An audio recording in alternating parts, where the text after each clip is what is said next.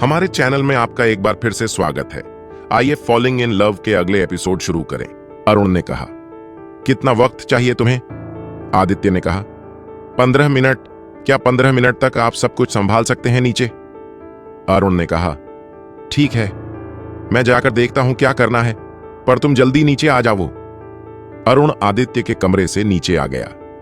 अरुण ने नीचे आकर सबसे कहा, वो रेडी हो रहा है, उसे थोड़ा वक्त लगेगा, तब तक आप लोग बाकी रस्में कर लो। दादी जी ने कहा, पर मैंने तो उसे कब का कहा था, रेडी होने के लिए अभी तक रेडी नहीं हो गया। अरुण ने कहा, वह कुछ काम कर रहा था इसलिए देरी हो गई। जब मैं गया तभी भी वह काम कर रहा था। मैंने उसे जल्दी रेडी होकर नीचे आने के लिए कहा है। दादी जी ने कहा, आज उसकी शादी है, पर शादी के दिन भी वह काम कर रहा है। क्या तुम उसे एक दिन की छुट्टी नहीं दे सकते थे? अरुण ने कहा, मैंने उसे कल से ही पूरे 1 हफ्ते की छुट्टी दी है, फिर भी वह काम कर रहा था, मैं क्या कर सकता हूं? दादी जी ने कहा, अब जाने दो, हम लोग तब तक बाकी रस्में पूरी कर लेते हैं। दादी जी बाकी लोगों के साथ मिलकर बाकी रस्में पूरे करने लगी। अरुण के जाने के बाद आदित्य ने बहुत सोचा, फिर अपना मोबाइल उठाया और मोबाइल पर एक मैसेज टाइप किया। उसने वो मैसेज कावेरी को सेंड कर दिया। मैसेज में लिखा था, मुझसे आकर मिलो, मुझे तुमसे बात करनी है और इस मैटर को खत्म कर देना है। कावेरी ने मैसेज का रिप्लाई देते हुए कहा, ठीक है, मैं तुम्हें 1 घंटे बाद मिलती हूं। आदित्य जाकर रेडी हो गया और वह नीचे आ गया। नीचे सब लोग उसी का इंतजार कर रहे थे। आदित्य ने नीचे आकर सारी रस्में कर ली। सब रस्में पूरे होने तक 1 बज गए। सारी रस्में होने के बाद पंडित जी ने कहा, 3 घंटे बाद शादी का मुहूर्त है, तब तक जाकर आपकी तैयारियां कर लीजिए। रस्में खत्म होने के बाद सब लोग खाना खाने गए। सब लोगों को बहुत भूख लगी थी। आदित्य भी वहां से अपने कमरे में चला गया। उसे कावेरी से मिलना था। कावेरी कब की आ गई थी, उसने आदित्य को मैसेज भी कर लिया था। आदित्य ने कावेरी को अपने कमरे में जाकर रुकने के लिए कहा था। वह उसे वहीं मिलने वाला था। कावेरी कब से आदित्य के कमरे में उसका इंतजार कर रही थी। जैसे आदित्य ऊपर आ गया, कागज में जाकर उसे पीछे से हटकर लिया और कहा, कब से तुम्हारे आने का इंतजार कर रही थी, तुमने इतनी देर से लगा दी आने में। आदित्य ने कावेरी को खुद से अलग किया और कहा, यह तुम क्या कर रही हो? अगर किसी ने देख लिया तो गलत मतलब ले लेंगे। कावेरी ने कहा, मुझे नहीं फर्क पड़ता, कोई कौन सा भी मतलब ले, मुझे मतलब तो बस तुमसे है। मैं आदित्य ने कहा, तुम्हें फर्क नहीं पड़ता होगा, पर मुझे फर्क पड़ता है। ये मेरी फैमिली है, मैं नहीं चाहता कि मेरे फैमिली के लोग मुझे गलत समझे। कावेरी ने कहा, कोई तुम्हें गलत नहीं समझेगा, वह लोग तुम्हें गलत समझे, इससे पहले मैं तुम्हें अपने साथ लेकर चली जाऊंगी। आदित्य ने कहा, दिन में सपने देखना बंद करो, मैं तुम्हारे साथ कहीं नहीं आने वाला और ना तुमसे शादी करने वाला हूं। और मुझे पता है तुमने मुझसे शादी की रट क्यों लगाई रखी है।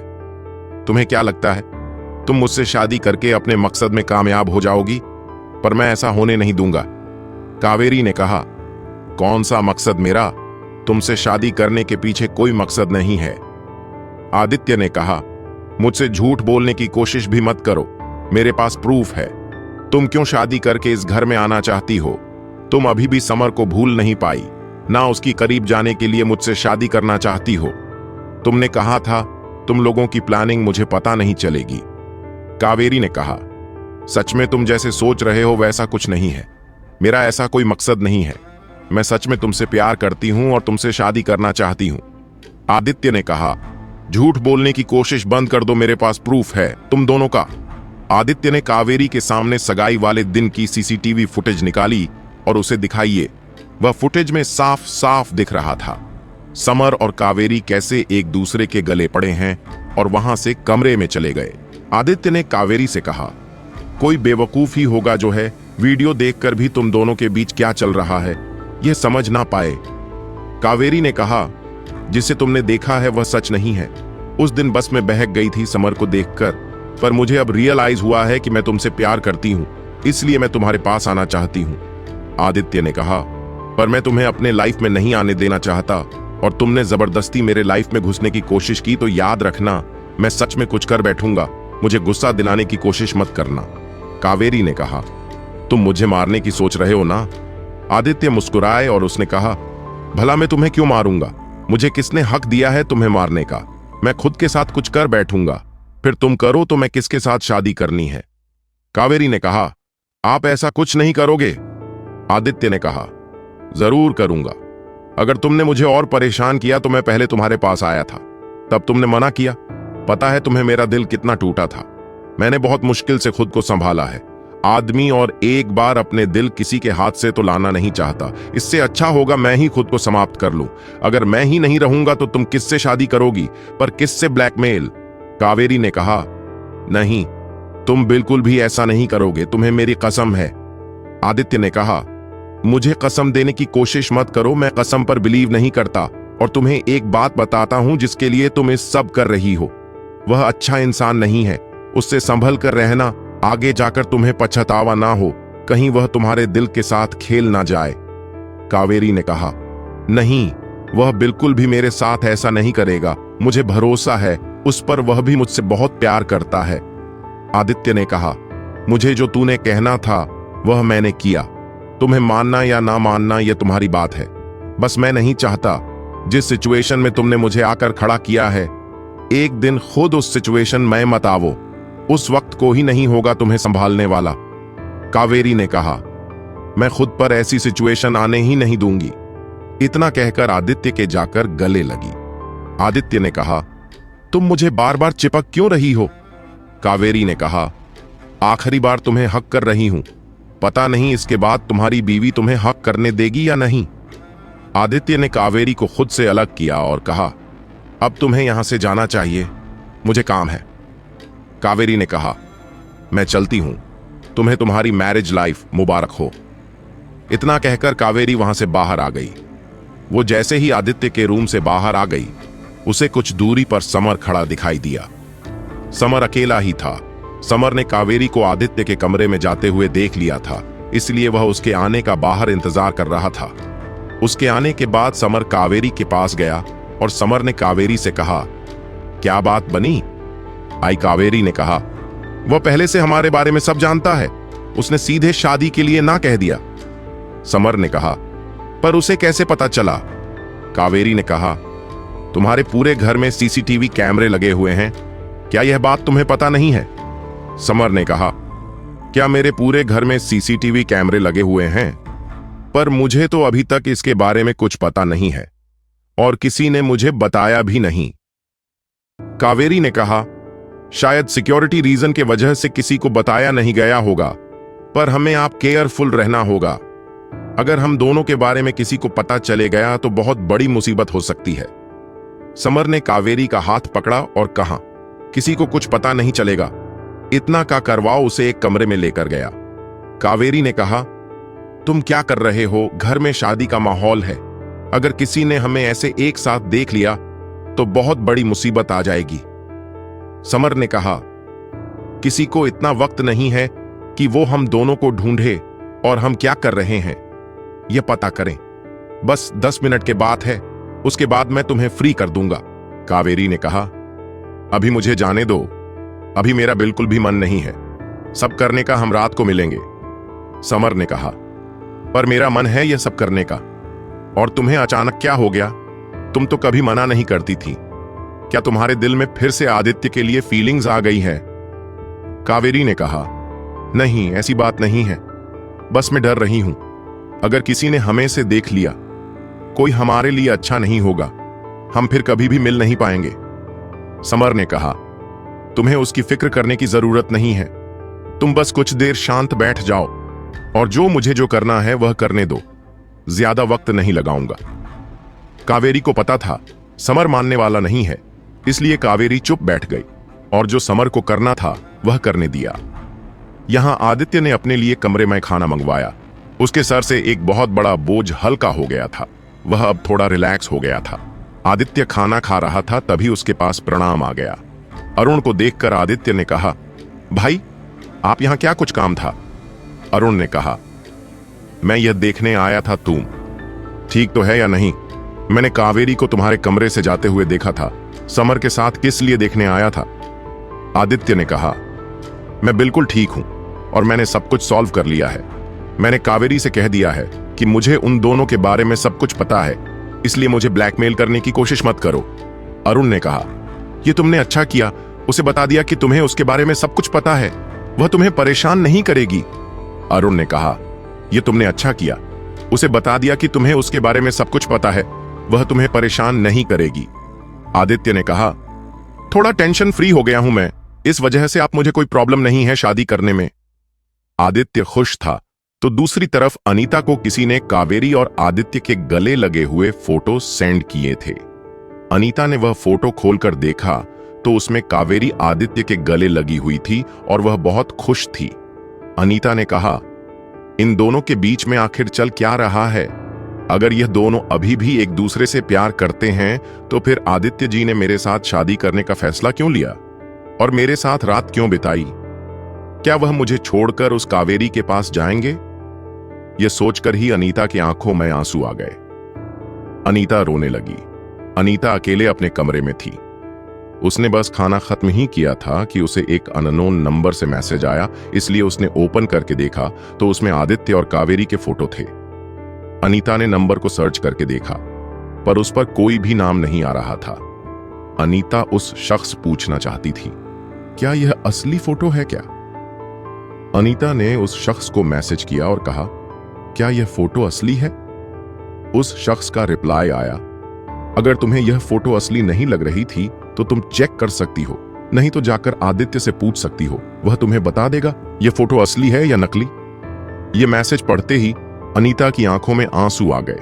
वह सब जानते हुए खुद ही शादी के लिए राजी हो गई थी, इसलिए वह जाकर पूछ भी नहीं सकती थी। वह जोर से रोने लगे, अपने लिए बहुत बुरा लग रहा था। बहुत देर रोने के बाद अनीता ने खुद को शांत किया। उसे शांत करने वाला कोई नहीं था और ना हो किसी के पास जाकर अपना दर्द बांट सकती थी। रोने की वजह से अनीता की आंखें सूज गई थीं। तभी शादी का मेकअप करने के लिए मेकअप आर्टिस्ट आ गई। उन्होंने देखा अनीता की आंखें सजी हुई हैं। उन्होंने कहा, आप रो क्यों रही थी? वैसे भी आपकी शादी तो अच्छे घर में हो रही है और आपको एक अच्छी फैमिली मिल रही है, आपको खुश होना चाहिए। अनीता ने बस हाँ में सर हिलाया। उस मेकअप आर्टिस्ट ने उसे आंखों पर रखने के लिए कुछ पैकेट दिए। अनीता ने ओ पैकेट अपने आंखों पर रखें। उसकी आंखों की सूजन कम हो गई। उसके बाद उस मेकअप आर्टिस्ट ने अनीता का मेकअप करना शुरू किया। या खुशी भी जल्दी से रेडी होने लगी थी। अरुण ने आज बिल्कुल भी खुशी को उसके फैमिली वालों से मिलने नहीं दिया था। उसने कहा था, जब शादी खत्म हो जाएगी तब तुम जाकर अपने फैमिली से मिल सकते हो, तब तक तुम मेरे साथ ही रहोगी। और उसने उससे आए हुए मेहमानों से पूरे दिन मिलवाता रहा। खरुशी और अरुण दोनों अच्छे से रेडी हो गई। खरुशी जब पूरी तरह रेडी हो गई, अरुण उसके पास आ गया। अरुण ने खरुशी से कहा, तुम बहुत खूबसूरत लग रही हो, क्यों मैं तुम्हारी खूबसूरती को और बढ़ा दूं? खरुशी ने अरुण से कहा, अब आप क्या करने वाले हो? अरुण ने कहा, बस अपनी आंखें बंद कर लो, तुम्हें अपने आप पता चल जाएगा मैं क्या करने वाला हूं। खुशी ने कहा, आंखें बंद करनी जरूरी है क्या? अगर मैं ना करूं तो आंखें बंद करने से। अरुण ने कहा, तुम्हें मेरी बात सुनी नहीं है ना? मैंने कहा ना आंखें बंद कर लो, सरप्राइज है तुम्हारे लिए। खरुशी ने कहा, क्या सरप्राइज है बताइए ना? अरुण ने कहा, पहले तुम अपनी आंखें बंद कर लो, फिर मैं तुम्हें सरप्राइज बताऊंगा, तब तक मैं तुम्हें कुछ नहीं बताने वाला। खरुशी ने कहा, ठीक है, मैं अपनी आंखें बंद कर रही हूं। खुशी ने अपनी आंखें बंद कर ली। मानसिंह की आंखें बंद करने के बाद अरुण ने अपने पीछे जो बॉक्स छुपाया था उसे बाहर निकाला और उसमें से एक डायमंड नेकलेस निकाला और उसे खुशी के गले में पहना दिया। नेकलेस पहनाने के बाद अरुण ने खुशी से कहा, अब अपनी आंखें खोलो और आईने में देखो और बताओ मुझे मेरा सरप्राइज तुम्हें कैसे लगा। खुशी ने अपनी आंखें खोली और खुद को आईने में देखा तो उसके गले में एक खूबसूरत डायमंड नेकलेस था। खुशी ने उसे हाथ लगाया और कहा, यह तो बहुत ब्यूटीफुल है, पर यह बहुत महंगा होगा। अरुण ने कहा, कितना भी महंगा हो तुम्हें उसकी फिक्र करने की जरूरत नहीं, बस मुझे यह बताओ तुम्हें अच्छा लगा या नहीं। खुशी ने कहा, मुझे बहुत अच्छा लगा। क्या मैं इसे पहनकर नीचे शादी में जाने वाली हूं? ने अरुण ने कहा, हां बिल्कुल, तुम इसे पहनकर नीचे शादी में जाने वाली हो।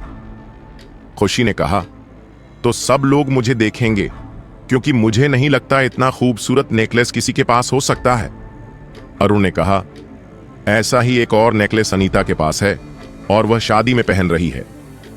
खुशी ने कहा, क्या अनीता के पास भी सेम नेकलेस अगर उसने भी पहन लिया तो लोग हम दोनों को बहनें समझेंगे, कितना अच्छा होगा ना।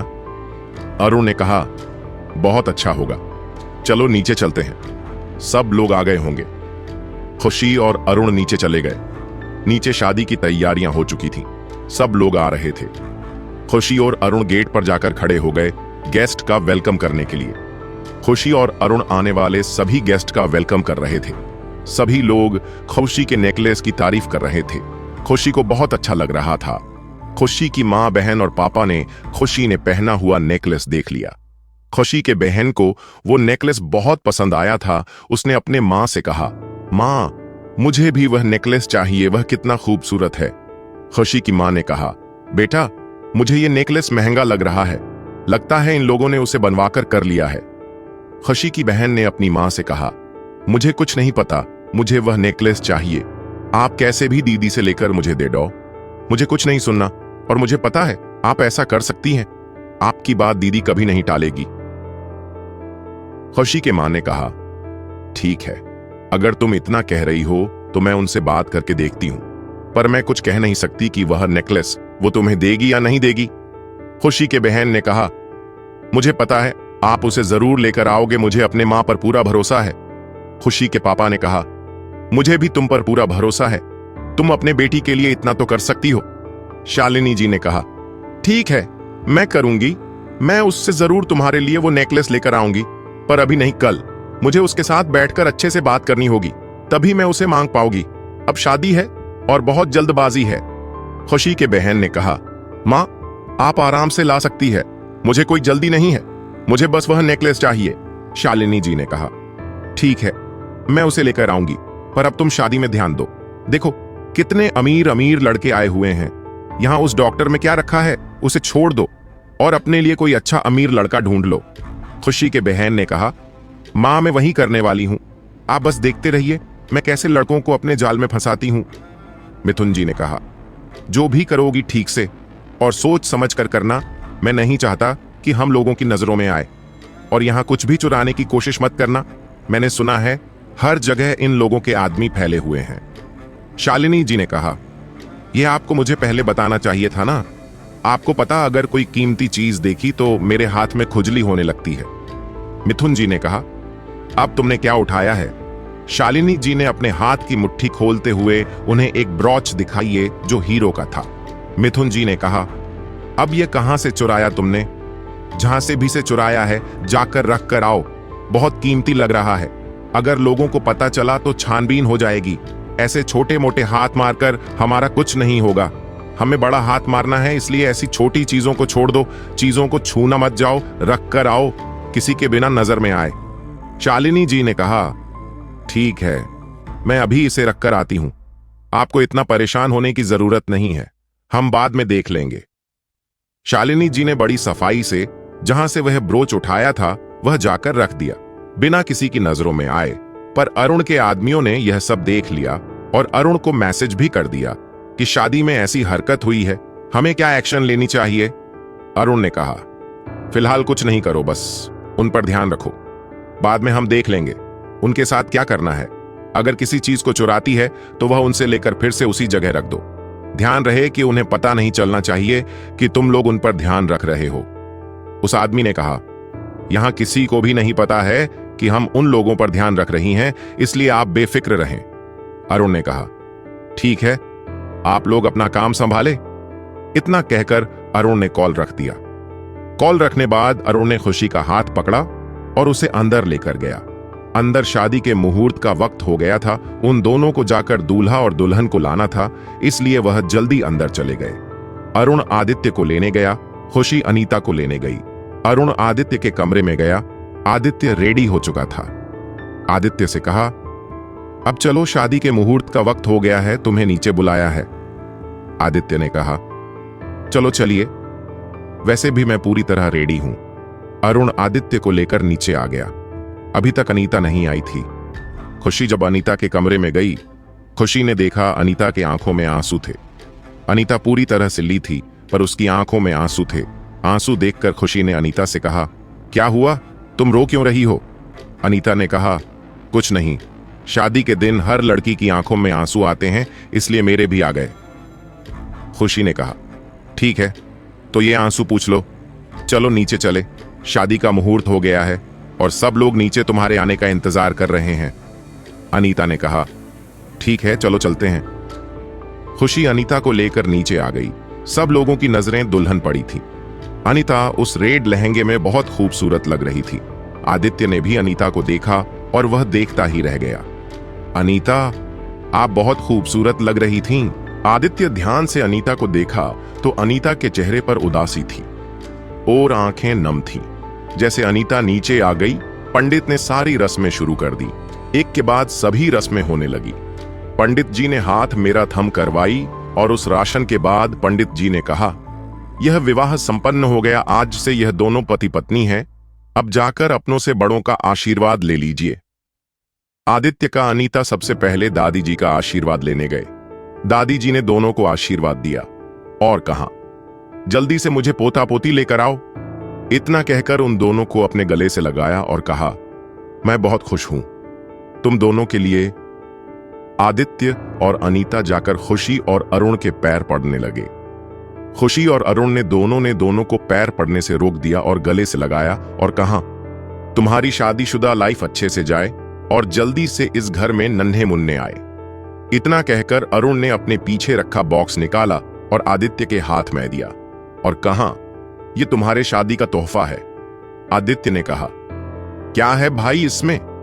अरुण ने कहा, खोल कर देखो, तुम्हें पता चलेगा क्या है इसमें।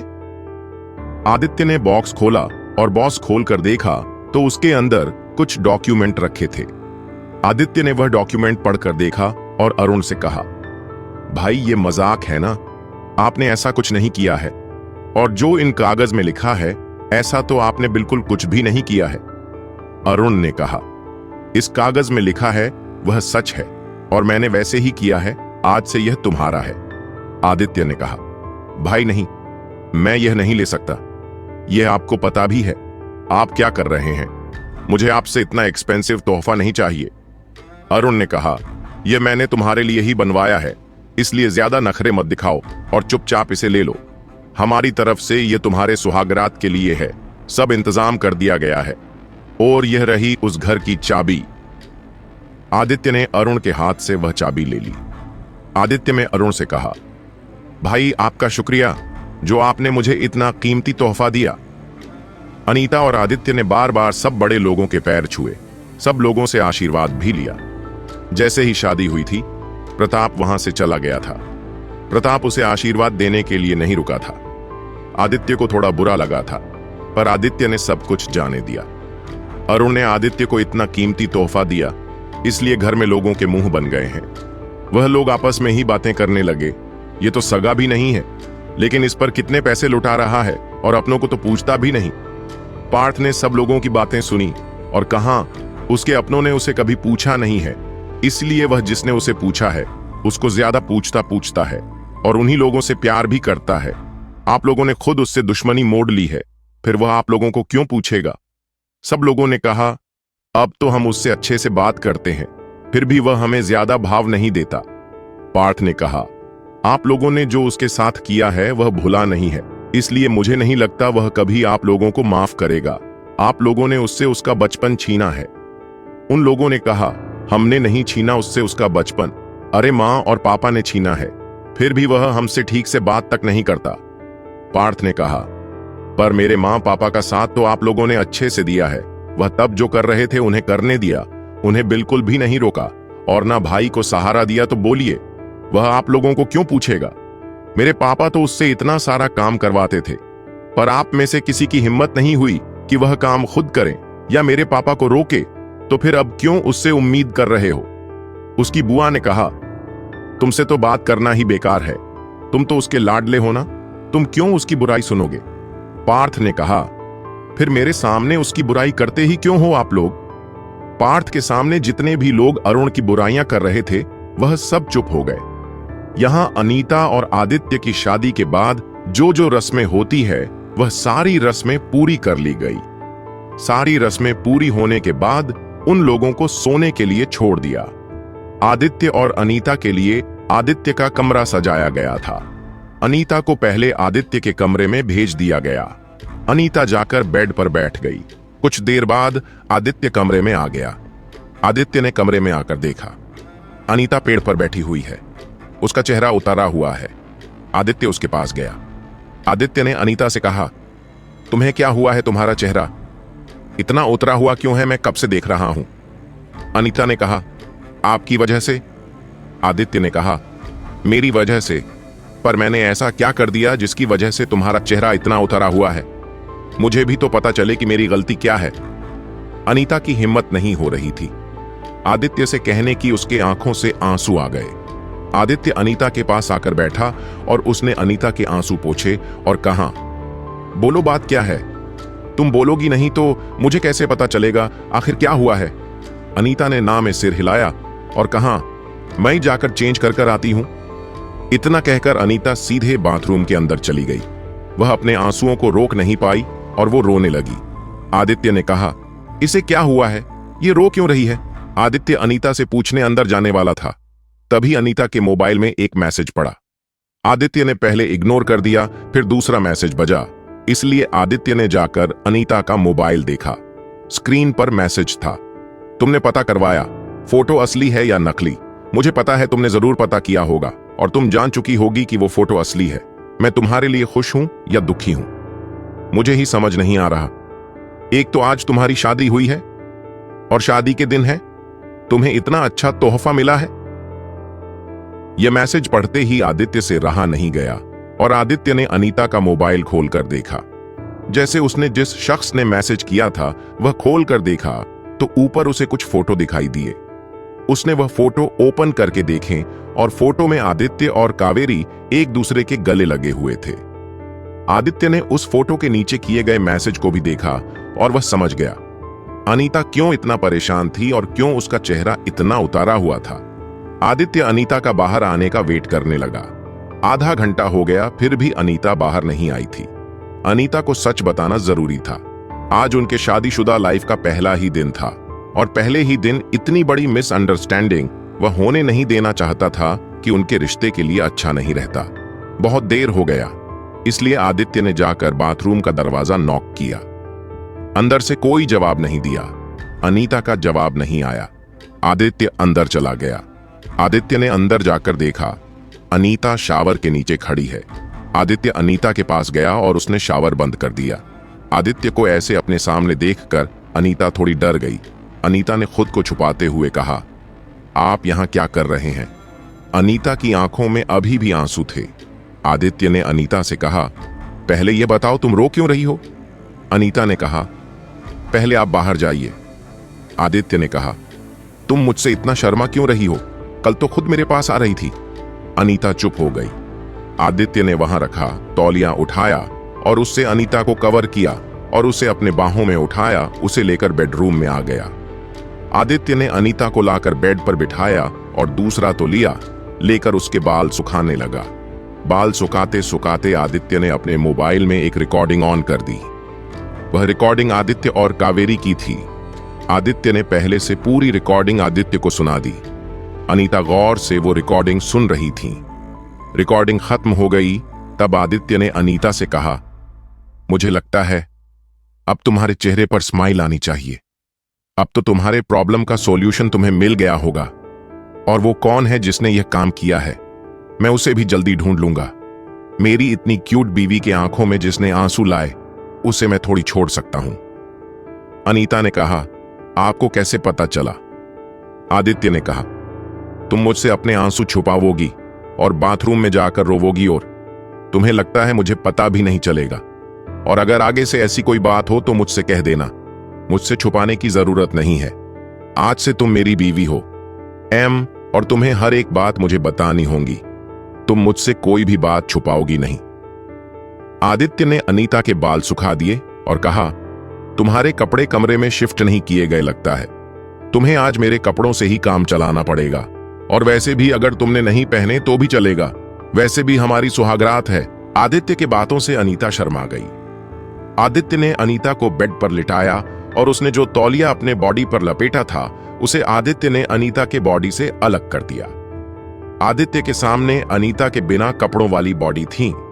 आदित्य ने अनीता के बॉडी पर किस करना शुरू कर दिया। अनीता भी अब रिलैक्स हो गई थी, उसके सामने सारी सच्चाई थी। वजह भी आदित्य का पूरा साथ देने लगी। देखते देखते दोनों एंटीमेट हो गए। खुशी और अरुण भी शादी की रस्में खत्म होते ही अपने कमरे में गए थे। इस शादी के भगा दौड़ी में खुशी बहुत थक गई थी, इसलिए वो बिना कपड़े बदले वैसे ही सो गई। खुशी को सोए हुए 10:15 ही हुए थे, तभी वहां शालिनी जी आ गई। शालिनी जी ने दरवाजा नॉक किया। दरवाजा अरुण ने खोला। अरुण अभी अभी बाथरूम से शावर लेकर आया था। उसने बस एक तौलिया लपेटा हुआ था। अरुण को ऐसे देखकर शालिनी जी ने कहा, खुशी कहाँ है? मुझे उससे कुछ जरूरी बात करनी थी, आज हम दोनों की बात हो नहीं पाई। अरुण ने कहा, खुशी अभी सो गई है, आप कल आकर उससे बात कर लेना। शालिनी जी ने कहा, बात जरूरी है, क्या आप उसे उठा देंगे?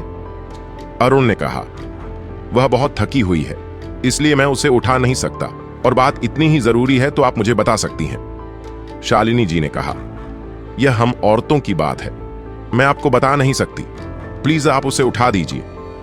उन्होंने कहा, मैं उसे उठा नहीं सकता। अगर औरतों की बात है तो आप किसी और से कह दीजिए, और अगर उससे ही बात करनी है तो आप कल सुबह आकर कर लीजिए। इतना कहकर अरुण ने शालिनी जी के मुंह पर ही दरवाजा बंद कर दिया। शालिनी जी को अरुण के इस हरकत पर बहुत गुस्सा आया, पर वह चुपचाप वहां से चली गई। उन्होंने जाकर यह बात मिथुन जी को बताई। मिथुन जी ने कहा, तुम दोनों कोई भी प्रॉब्लम खड़ी मत करना, नहीं तो बनाया हुआ सारा प्यार चौपट हो जाएगा और हमें खाली हाथ यहाँ से लौटना होगा। शालिनी जी ने कहा, बिल्कुल नहीं, हम खाली हाथ नहीं जाएंगे, यहां से आए हैं तो कुछ तो लेकर ही जाएंगे। मिथुन जी ने कहा, तो हमें सब्र से काम लेना होगा, लोग हैं और इनके नजरों में आने के लिए हमें इनके मर्जी के मुताबिक रहना पड़ेगा, नहीं तो हमें कुछ नहीं मिलेगा। शालिनी जी ने कहा, मैं समझ गई, मैं आगे से ध्यान रखूंगी इस बात का, और कल जाकर खुशी से मिल लूंगी और खुशी से उस हार के बारे में बात करूंगी। मिथुन जी ने कहा, ठीक है, अब सो जाओ, काफी देर हो गई है। अरुण ने जाकर अपने कपड़े पहने और उसने खुशी के लिए भी एक ड्रेस बाहर निकाला। खुशी जो कपड़े पहने थे उसी में सो गई थी। अरुण ने खुशी की ज्वेलरी उतार दी और उसके कपड़े भी चेंज कर दिए।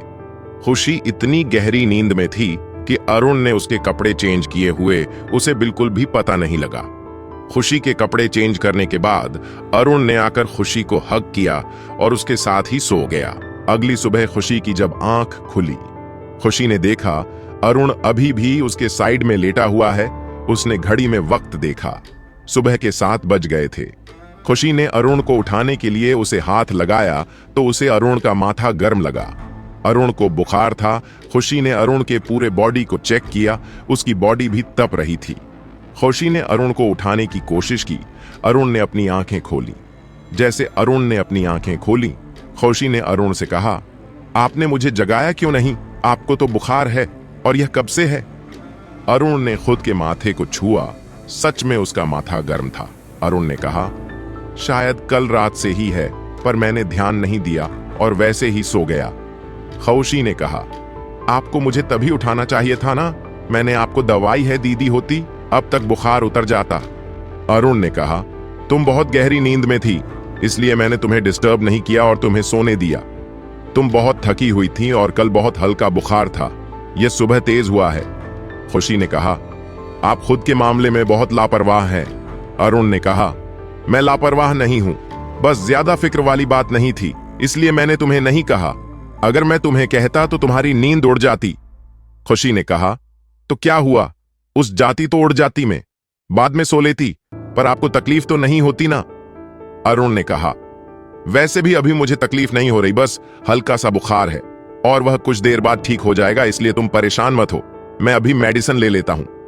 खुशी ने कहा, मैं आपको मेडिसिन देती हूं, कौन सी लेनी है? खुशी अरुण को मेडिसिन देने के लिए बेड से उठी। अरुण ने कहा, तुम मत उठो, मैं खुद ले लूंगा, तुम आराम करो। खुशी बेड से उठी और उसने अरुण से कहा, अब आप मेरी सुनेंगे, मैं आपकी सुनने वाली नहीं हूं, आप आराम करेंगे। अरुण ने कहा, मैं बिल्कुल ठीक हूं, मुझे ऑफिस के कुछ काम है जो करने होंगे, मैं आराम तो नहीं कर सकता। खुशी ने कहा, आप अभी आराम करोगे, बाद में आपको जो काम करना है वह करो। अरुण ने कहा, ठीक है, अगर तुम यही चाहती हो तो यही सही। अरुण ने खुशी के हाथ से वह मेडिसिन ले ली और उसे खा लिया। मेडिसिन खाने के बाद अरुण फिर से कुछ देर के लिए सो गया। खुशी कुछ देर अरुण के पास वैसे ही बैठी रही। उसके बाद वह शावर लेने चली गई। शावर लेकर आने के बाद खुशी में फिर एक बार अरुण को चेक किया। अरुण का बुखार थोड़ा उतर चुका था। काफी देर से हो गई वह दोनों नीचे नहीं आए, इसलिए दादी जी खुद देखने ऊपर चली आई। दादी जी ने अरुण के कमरे का दरवाजा नॉक किया। खुशी ने जाकर दरवाजा खोला। दादी जी ने खुशी से कहा, क्या हुआ, तुम दोनों नीचे नहीं आए अभी तक? तुम दोनों को ब्रेकफास्ट नहीं करना क्या? खुशी ने कहा, इन्हें बुखार आया था इसलिए नीचे नहीं आए। दादी जी ने कहा, क्या अरुण को बुखार आया है? 12 साल की अरुण की दादी जी ने आकर अरुण के माथे पर हाथ रखा और चेक किया। अरुण का माथा अभी भी हल्का गर्म था। दादी जी ने कहा, इसे अभी भी हल्का बुखार है, हमें इसे हॉस्पिटल लेकर जाना चाहिए। खुशी ने कहा, मैंने अभी उन्हें दवाई दी है, कुछ देर बाद उनका बुखार उतर जाएगा। दादी जी ने कहा, ठीक है, मैं तुम दोनों का ब्रेकफास्ट कमरे में भिजवा देती हूं, उसे उठाओ ब्रेकफास्ट करने के लिए। तब तक मैं जाकर अनीता और आदित्य को देखती हूं, वह लोग उठे हैं या नहीं।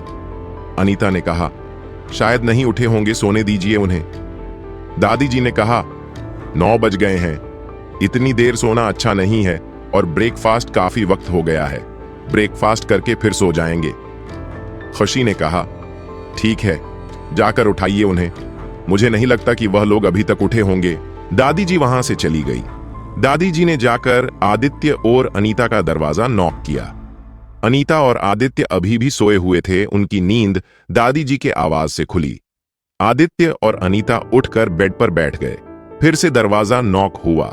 अनीता ने आदित्य से कहा, जाकर देखिए कौन है। आदित्य ने जल्दी से कपड़े पहने और जाकर दरवाजा खोला तो दरवाजे पर दादी जी खड़ी थी। दादी जी को देखकर आदित्य ने कहा, दादी जी, आप क्या कुछ काम था? दादी जी ने कहा, मैं तुम दोनों को ब्रेकफास्ट करने उठाने आई थी। 9 बज गए हैं, ब्रेकफास्ट कर लो, फिर बाद में अपने काम कर लेना। मैं तुम दोनों का भी ब्रेकफास्ट ऊपर कमरे में भेज देती हूं। इतना कहकर दादी जी वहां से जाने लगी। आदित्य ने दादी जी से कहा, किसी मेड को कहकर अनीता के कपड़े भेज दीजिए, उसे पहनने के लिए कोई कपड़े नहीं है कि सारे कपड़े उसके कमरे में हैं। दादी जी ने कहा, कल मैं भूली गई, उसके कपड़े शिफ्ट करना। मैं अभी किसी में से कह देती हूं, वह तुम्हें कपड़े लाकर देंगे उसके। दादी जी वहां से चली गई।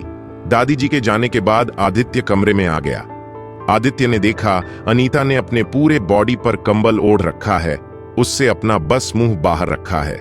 आदित्य ने कहा, तुमने खुद को इतना कवर करके क्यों रखा है? अनीता ने कहा, मैंने कपड़े नहीं पहने, इसीलिए मैंने खुद को कवर किया है। आदित्य ने कहा, तुम्हारे कपड़े भेजने के लिए कहे हैं, वह कुछ ही देर में आ जाएंगे, तब तक तुम जाकर शावर ले लो। अनीता ने कहा, मैं ऐसे कैसे शावर लेने जाऊं, मैंने कोई कपड़े नहीं पहने हैं। आदित्य ने कहा, तो क्या हुआ, तुम जा सकती हो, वैसे भी पूरी रात बिना कपड़ों की तो थी मेरे साथ। अनीता ने कहा, मुझे शर्म आ रही आपके सामने बिना कपड़ों के जाने में, आप उस तरफ अपना मुंह कर लीजिए ना। आदित्य ने कहा, ठीक है। आदित्य ने जल्दी से दूसरी तरफ अपना मुंह किया। जैसे ही आदित्य ने दूसरी तरफ अपना मुंह किया, अनीता जल्दी से बेड से उठी और बाथरूम के अंदर भागते हुए गई। अनीता को ऐसे भागते देखकर आदित्य के चेहरे पर मुस्कान आ गई। एक मेड ने आदित्य के कमरे में ब्रेकफास्ट और अनीता के कपड़े रखवा दिए।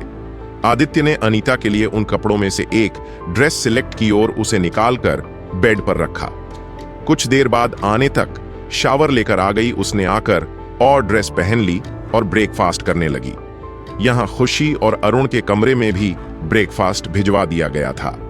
खुशी ने अरुण को उठाया। अरुण का बुखार अब पूरी तरह उतर चुका था। खुशी ने अरुण से कहा, जाइए अब शावर ले लीजिए, ब्रेकफास्ट आ गया है। अरुण जल्दी से बेड से उठा और शावर लेने चला गया। शावर लेकर आने के बाद खुशी और अरुण दोनों ने मिलकर एक साथ ब्रेकफास्ट किया। ब्रेकफास्ट होने के बाद अरुण ने कहा, मुझे अब ऑफिस जाना है, आदित्य को छुट्टी दी है, इसलिए पूरा का मुझे देखना है। खुशी ने कहा, मुझे भी हॉस्पिटल जाना है, क्या आप जाते जाते मुझे हॉस्पिटल छोड़ देंगे? अरुण ने कहा, चलो मैं तुम्हें जाते जाते हॉस्पिटल छोड़ देता हूं। अरुण और खुशी घर से निकल गए। जैसे वो घर से निकल गए, घर से एक आदमी ने कॉल कर कर कहा, वह लोग घर से अभी अभी निकल गए हैं। खुशी और अरुण घर से कुछ ही दूरी पर गए थे। कि उनके पीछे बहुत सारी गाड़ियां आने लगी। अरुण के गाड़ी के साथ पहले ही सिक्योरिटी गाड़ियां चल रही थीं और उनके पीछे और बहुत सारी गाड़ियां आने लगी। अरुण की गाड़ी विहान चला रहा था। विहान ने अरुण से कहा, मुझे कुछ गड़बड़ लग रही है, हमारे गाड़ी के पीछे बहुत सारी गाड़ियां हमारा पीछा कर रही हैं। अरुण ने पीछे मुड़कर देखा तो सच में उनके गाड़ी के पीछे से सिक्योरिटी गाड़ियां छोड़कर और भी गाड़ियां थीं। अरुण ने विहान से कहा, हम अभी रास्ते पर हैं और बहुत सारी पब्लिक भी है, हम उन गाड़ियों को अभी रोक नहीं सकते, क्या तुम उन गाड़ियों को चकमा दे सकते हो? विहान ने कहा, मैं उन गाड़ियों को चकमा दे सकता हूं, पर हमें हमारे पूरे सिक्योरिटी टीम से अलग होना होगा इसके लिए, और इसमें खतरा भी हो सकता है, पता नहीं और लोग हमारा कहां तक पीछा करने वाले हैं। अरुण ने कहा, तुम एक काम कर लो, एक कार मंगवाओ, मैं उस कार में बैठ जाता हूं और इन लोगों को चकमा दे देता हूं, तो खुशी को लेकर घर जाओ, इसका मेरे साथ रहना सही नहीं है। विहान ने कहा, मैं आपको अकेले कैसे छोड़ सकता हूं? अरुण ने कहा, मैं मेरे साथ इन दोनों की जान खतरे में नहीं डाल सकता। खुशी ने कहा, मैं घर नहीं जाने वाली, मैं आपके साथ ही रुकूंगी। अरुण ने कहा, मेरे साथ रहना सेफ नहीं है, तुमने पीछे देखा नहीं, कितने सारे लोग हमारा पीछा कर रहे हैं, मैं मेरे वजह से तुम दोनों की जान खतरे में नहीं जान सकता हूं, तुम विहान के साथ घर चली जाओ, मैं इन लोगों को देख लूंगा। खुशी ने कहा, मैं कहीं नहीं जाने वाले, मैं आपके साथ ही रहने वाली है, जो आपका होगा वह मेरा होगा, और वैसे भी आपकी तबीयत ठीक नहीं है, मैं नहीं आपको अकेला छोड़ना चाहती। अरुण ने कहा, ज्यादा इमोशनल मत हो और मेरी बात सुन लो, तुम विहान के साथ सच में घर चली जाओ, तुम्हें मेरी कसम है। खुशी ने कहा, मैं कसम में बिलीव नहीं रखती और मैं कहीं नहीं जाने वाली, मैं आपके साथ यही रुकने वाली हूं। विहान ने कहा, आप दोनों भी डरो मत, मैं कुछ ना कुछ करता हूं आप लोगों को यहां से बाहर निकालने के लिए। विहान ने अपने लोगों को एक कॉल किया और उन्हें कुछ अरेंजमेंट करने के लिए कहा। विहान ने अरुण से कहा, आपके पीछे कुछ कपड़े हैं, आप प्लीज उन्हें चेंज कर लीजिए, मैं आप लोगों को इन कपड़ों में बाहर नहीं निकाल सकता। अरुण ने अपने पीछे देखा, पीछे एक बैग था और उस बैग में एक सरदार का ड्रेस था और एक सलवार कुर्ता था, पर वो कपड़े बिल्कुल भी दोनों के साइज के नहीं थे। अरुण ने विहान से कहा, यह कपड़े बिल्कुल भी हमारे साइज के नहीं हैं। विहान ने कहा, मुझे भी पता है यह कपड़े आपके साइज के नहीं हैं, फिर भी आपको इसे पहनना पड़ेगा, फिलहाल गाड़ी में यही कपड़े चेंज करने के लिए। अरुण ने कहा, पर यह किसके कपड़े हैं? विहान ने कहा, मेरे ही कपड़े हैं, आप इसे पहन सकते हैं, ये अच्छे से क्लीन किए हुए हैं। अरुण ने पहले खुशी को कपड़े चेंज करने के लिए दिए। खुशी ने जल्दी से कपड़े चेंज किए और दुपट्टा अपने सर पर ओढ़ लिया। अरुण ने भी जल्दी से कपड़े चेंज कर लिए और नकली दाढ़ी भी लगा ली। विहान ने अपने लिए भी पीछे से ड्रेस लिया और उसने गाड़ी ऑटो पायलट मोड पर डाली और जल्दी से उसने भी चेंज कर लिया। विहान ने अपने आदमियों को अगले टर्न पर पहले से ही रेडी रहने के लिए कहा था। उन लोगों ने पहले से ही उस कॉर्नर पर जाम लगा दिया था। गाड़ी बिल्कुल जाकर टर्न पर खड़ी हो गई, जहां से पीछे वाले लोगों को बस कार की एक साइड ही दिखाई दे रही थी। विहान ने जल्दी से अरुण और खुशी को गाड़ी से उतरने का इशारा किया और वह भी उतर गया। जैसे वह लोग उतरे, उनकी जगह दूसरे लोग आकर बैठ गए। अरुण, खुशी विहान पास खड़ी एक बस में चढ़ गए। विहान ने अपने आदमियों को इशारा किया, जल्दी से जाम हट गया। जैसे जाम हट गया, अरुण की गाड़ी और उसके साथ चल रही सिक्योरिटी गाड़ी फिर से रास्ते पर चलने लगी। फिर से उन लोगों का पीछा वह कार करने लगी। अरुण और विहान गाड़ी में बैठे हुए थे, उन गाड़ियों को देख रहे थे। तभी उन्हें उन गाड़ियों में एक जाना पहचाना शख्स दिखाई दिया। विहान ने ध्यान से उस शख्स को देखा तो वह शख्स और कोई नहीं मान था। अरुण ने भी देखा और कहा, मान चाचा।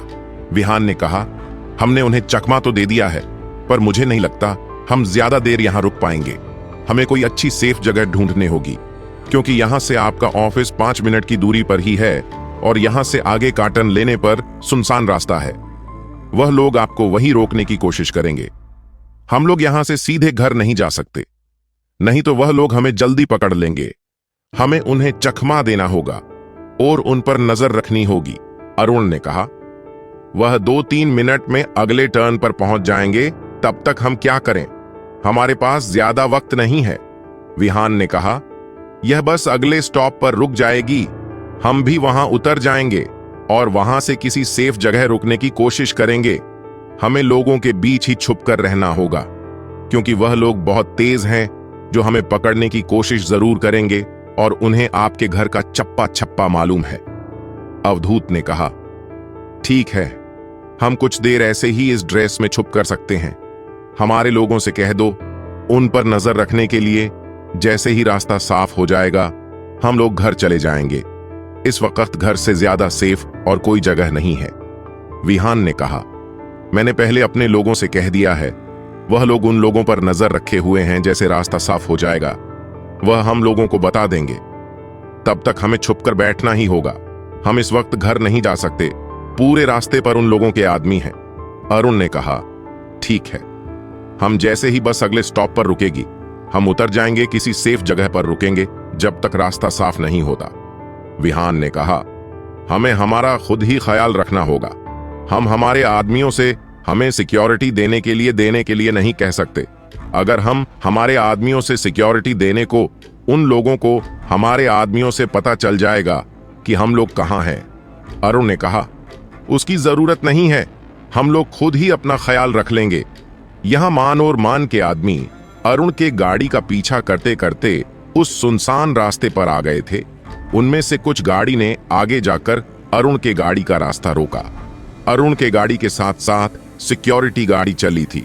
वह लोग भी रुक गए। वह लोग जल्दी से गाड़ी से नीचे उतरे। मान के आदमी भी नीचे होते हैं। उन लोगों में जबरदस्त फाइट हो गई। उन लोगों की फाइट चल रही थी, तभी मान के कुछ आदमी अरुण के गाड़ी पास गई और उन्होंने गाड़ी का दरवाजा खोलकर उन लोगों को बाहर निकाला। मान ने जब गाड़ी से बाहर निकले लोगों को देखा तो उसने अपने आदमियों से कहा, यह वह लोग नहीं है, वह लोग भाग गए हैं। जल्दी करो, इन लोगों को छोड़ दो और उन्हें ढूंढो। वह ज्यादा दूर नहीं गए होंगे, यही आसपास होंगे। उन्हें ज्यादा देर नहीं हुई है।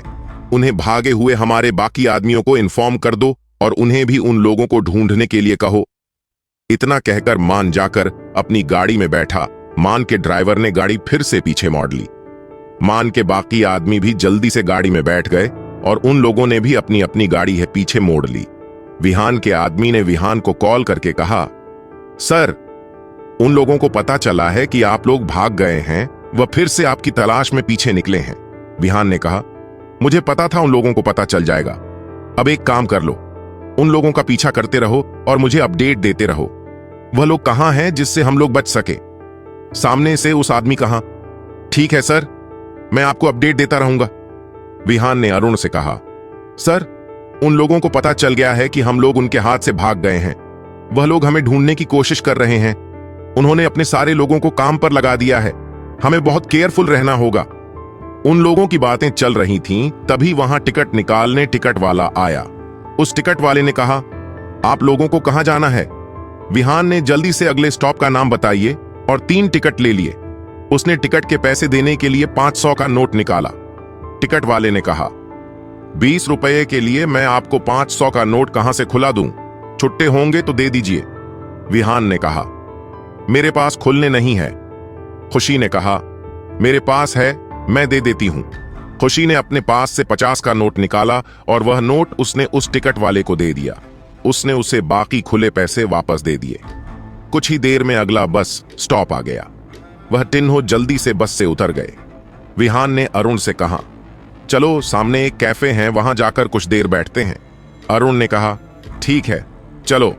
वह तीनों उस कॉफी शॉप के अंदर चले गए। वह जाकर एक नॉर्मल टेबल पर बैठ गए, जिससे किसी को शक ना हो पाए। उन तीनों ने अपने लिए कॉफी ऑर्डर की। उन लोगों की कॉफी आ रही थी, तभी विहान की नजर खुशी और अरुण के रिंग पर पड़ी। विहान ने दोनों से कहा, क्या आप दोनों यह रिंग उतार कर रख सकते हैं? यह रिंग बहुत महंगी लग रही है। अरुण ने कहा, हम इसे नहीं उतर सकते। इसमें जीपीएस ट्रैकर और रिकॉर्डिंग सिस्टम लगी हुई है। अगर हमारे साथ कुछ हो जाए, हम एक दूसरे से बिछड़ जाएं, तो इस जीपीएस ट्रैकर से हमें ढूंढा जा सकता है। विहान ने कहा, इस रिंग पर जो डायमंड लगी है उसे आप अंदर वाली साइड कर लीजिए, जिससे इसका प्लेन साइड ऊपर आ जाएगी और किसी को पता भी नहीं चलेगा और शक भी नहीं होगा। अरुण और खुशी ने जल्दी से उस रिंग को उल्टा घुमाया और उस पर जो डायमंड लगे थे उस पार्ट को उसने अंदर वाले साइड ले लिया। तभी एक बेटा है उनके लिए कॉफी लेकर आ गया। उन तीनों ने अपनी अपनी कॉफी पी ली। तभी विहान को उस कैफे में कुछ आदमी आते हुए दिखाई दिए। विहान ने इशारे से अरुण को बता दिया कि वह लोग या आ गए हैं। प्रणाम। खुशी और विहान एकदम नॉर्मल बैठे रहे। उन्होंने बिल्कुल भी उन्हें पता नहीं चलने दिया कि वह लोग वहां हैं। वह लोग बहुत सारे लोगों को अरुण और खुशी की तस्वीरें दिखाकर पूछ रहे थे, क्या इन दो लोगों को कहां देखा है क्या? वह लोग पूछते पूछते अरुण और खुशी के पास भी आ गए। उन्होंने उनके नाम से भी पूछा, आप लोगों ने इन लोगों को कहीं देखा है क्या? तभी विहान ने पंजाबी में बोलते हुए कहा, मैम इन्हाम लोकम नु कित्ते देखी आ है। इतना कहकर वो सोचने की एक्टिंग करने लगा। उन लोगों ने कहा, तुम क्या बोल रहे हो? हमारे कुछ समझ में नहीं आ रहा है, हिंदी में बोलो। विहान ने कहा, मैंने शायद इन लोगों को कहीं तो देखा है। विहान ने उनके सामने याद करने की कोशिश की और फिर कहा, मैंने इन लोगों को सुबह टीवी पर देखा है। इनकी न्यूज चल रही थी। इनके घर में किसी की शादी हुई है ना? उस आदमी ने विहान के हाथ से वह फोटो छीन लिया और उसे लेकर वो वहां से दूसरे आदमी के पास गया। सब लोगों ने कहा, हम लोगों ने इन्हें देखा है तो बस टीवी में देखा है, वैसे तो नहीं देखा है। और भला कितने बड़े लोग हमारे बीच क्यों आएंगे? मान के आदमी उस कैफे से बाहर निकल आए। जब वह लोग बाहर चले गए, इन लोगों ने चैन की सांस ली। अरुण ने खुशी के हाथ पर हाथ रखा और कहा, तुम डरी तो नहीं ना? खुशी ने कहा, नहीं बिल्कुल भी नहीं डरी, पर हम कब तक ऐसे छुपे रहेंगे? मुझे तो ये बिल्कुल किसी फिल्म के शूटिंग के जैसे लग रहा है। विहान ने कहा, यह बिल्कुल किसी फिल्म की शूटिंग के जैसा नहीं है। ये रियल हमारे साथ हो रहा है, इसीलिए हमें केयरफुल रहना होगा। वह लोग यहां से बाहर गए हैं, वह हर जगह हमें ढूंढ रहे हैं। हम ज्यादा देर उन लोगों की नजरों से बच नहीं पाएंगे। वह लोगों से पूछताछ कर रहे हैं। अब हमें यहां से निकलना होगा और दूसरी जगह पर जाना होगा। वह लोग उस कैफे से उठे, उन्होंने कॉफी का बिल पे कर दिया और वह वहां से बाहर आ गए। अरुण ने कहा, अब हम लोगों को कहां जाना चाहिए? विहान ने अरुण से कहा, चलो चलकर कुछ खरीद लेते हैं। ये लोग यही हमारे आसपास घूम रहे, अगर हम फिर किसी रेस्टोरेंट में जाएंगे तो उन्हें हम पर शक हो जाएगा। वह लोग बातें करते करते पास वाले दुकानों में जाकर कुछ कुछ चीजें खरीदने लगे। तभी फिर से उनकी मुलाकात उसी आदमी से हो गई। उस आदमी ने इन तीनों से कहा, आप लोग अभी तक यहीं हो गए नहीं? विहान ने पंजाबी में बोलते हुए कहा, असीम बाकी आम लाई कुजा खरीदा रहसी। उस आदमी ने कहा, यार हिंदी में बोलो, ये तुम्हारी बात मेरे समझ में नहीं आ रही। विहान ने कहा, हम बच्चों के लिए कुछ खरीद रहे थे, इसलिए हम यहां रुके हुए हैं। आपको कुछ प्रॉब्लम है हमसे? उस आदमी ने बस उन लोगों को घूरा और वहां से चला गया। उसने जाकर अपने आदमी में से कुछ कहा और फिर उन लोगों ने इन तीनों की तरफ देखा। विहान ने भी देखा, वह लोग इन्हें देख रहे थे। विहान ने अरुण से कहा, शायद इन लोगों को हम पर शक हो गया है। हमें जल्दी से यहां से निकलना चाहिए, इससे पहले कि यह लोग हमें पकड़ लें। विहान जल्दी से अरुण और खुशी को लेकर वहां से निकल गए। जैसे वह लोग वहां से निकले, इन लोगों को उन पर शक हो गया और वह लोग उन्हें ढूंढने लगे, पर उन लोगों को यह लोग कहीं नहीं दिखाई दिए। विहान अरुण और खुशी को लेकर वहीं एक लेडीज वॉशरूम में घुस गया था, पर वह लोग ज्यादा देर वहां नहीं रुक सकते थे क्योंकि वो एक लेडीज वॉशरूम था। वहां बदबू भी बहुत आ रही थी। विहान ने कहा, हमें जल्दी से यहां से निकलना चाहिए और हम तीनों बे एक साथ नहीं जा सकते, नहीं तो उन लोगों को शक हो जाएगा और उन लोगों ने हमें इन कपड़ों में देख लिया है। हमें हमारी ड्रेस चेंज करनी होगी। अरुण ने कहा, पर हम हमारे कपड़े कैसे चेंज करेंगे? हम यहां से तो बाहर जा नहीं सकते, नहीं तो वह लोग हमें पकड़ लेंगे। वह लोग बातें कर रहे थे, तभी अंदर एक लेडी आ गई। वह लोग एक टॉयलेट के अंदर छुपे हुए थे। विहान ने दरवाजे से बाहर झांक कर देखा तो उस लेडी ने एक बुर्खा पहना हुआ था।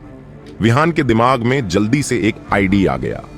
विहान ने खुशी से कहा, आपको जाकर उस लेडी से उसका बुर्खा लाना है, क्या आप यह कर सकती हैं? खुशी ने कहा, मैं कर सकती हूं। इतना कहकर खुशी उस टॉयलेट से बाहर आ गई। अरुण और विहान ने फिर से अंदर से दरवाजा लॉक कर लिया। खुशी उस बुरखे वाली औरत के पास गई और उसने उस औरत से कहा, क्या आप मुझे अपना बुर्खा दे सकती हैं? मुझे इसकी जरूरत है। उस औरत ने कहा, पर तुम्हें मेरा बुर्का क्यों चाहिए? तुम दूसरा खरीद लो अगर तुम्हें चाहिए तो। खुशी ने कहा, मैं अभी खरीदने बाहर नहीं जा सकती। मैं घर से भागी हूं और मेरे फैमिली वाले मुझे ढूंढ रहे हैं। अगर उन्होंने मुझे ढूंढ लिया तो मुझे फिर से घर में घर जाएंगे और मुझे घर नहीं जाना है। मुझे अपनी पढ़ाई पूरी करनी है। वह लोग नहीं चाहते मैं अपनी पढ़ाई पूरी करो। वह चाहते हैं मैं शादी कर लूं। मुझे देखकर आपको लगता है मेरी शादी की उम्र है। मुझे उन लोगों के साथ नहीं जाना है। प्लीज आप मुझे बुर्का मुझे दे दीजिए। इसके बदले आप पैसे रख लीजिए और अपने लिए दूसरा खरीद लीजिए। उस औरत ने खुशी को अच्छे से देखा और अपना बुर्का निकालकर उसे दिया और कहा, मुझे पैसे नहीं चाहिए, ये तुम ही रखो, तुम्हारे काम आएंगे पढ़ाई में। खुशी ने कहा, नहीं, आप ले लीजिए। उस औरत ने वो पैसे फिर से खुशी के हाथ में देते हुए कहा, रख लो, तुम मुझे अपनी बेटी जैसी हो और मन लगाकर पढ़ाई करना। इतना कहकर वो लेडी वहां से चली गई। उस औरत के जाने के बाद खुशी ने यहां वहां देखा। वह बुर्का लेकर टॉयलेट के पास गई। उसने टॉयलेट का दरवाजा नॉक किया और कहा, मैं हूं, दरवाजा खोलिए। अरुण ने जल्दी से दरवाजा खोला। खुशी वह बुर्का लेकर अंदर चली गई। विहान ने खुशी के हाथ से बुर्का ले लिया और उसे खुद पहन लिया। विहान ने अरुण और खुशी से कहा, आप दोनों यहीं रुको, मैं बाहर जाकर आप दोनों के लिए कपड़े लेकर आता हूं। तब तक यहां से बिल्कुल भी बाहर मत निकलना। विहान जल्दी से उस बुरखे में बाथरूम से बाहर गया। बाहर आ गया। उसने देखा मान के आदमी वहीं ही बाहर थे। वह लोग एक लेडी से पूछताछ कर रहे थे। यह वही लेडी थी जिसने खुशी को बुर्का दिया था। विहान थोड़ा गया, उसे लगा शायद यह लेडी सब बता देगी। उस लेडी ने कहा, नहीं, मैंने इसे नहीं देखा। विहान ने थोड़ी राहत की सांस ली और वहां से सीधे कपड़े की दुकान पर गया। उसने शार्वी और अरुण के लिए कुछ कपड़े खरीद लिए। वह कपड़े लेकर फिर से वॉशरूम की तरफ आया। उसने यहां वहां देखा और बाथरूम के अंदर चला गया। उसने अरुण और खुशी को कपड़े दिए और कहा, इन्हें जल्दी से पहन लो और बाहर आओ। विहान जाकर बाहर खड़ा हो गया। अरुण और खुशी ने कपड़े पहन ली है और वह बाहर आ गए। अरुण और खुशी ने बुर्का पहना हुआ था। वह दोनों विहान सामने आकर खड़े हो गए। पहले तो विहान ने उन्हें पहचाना नहीं। जब विहान ने उन्हें पहचान गया, विहान ने कहा, एकदम परफेक्ट, आपको ऐसे कोई भी पहचान नहीं पाएगा।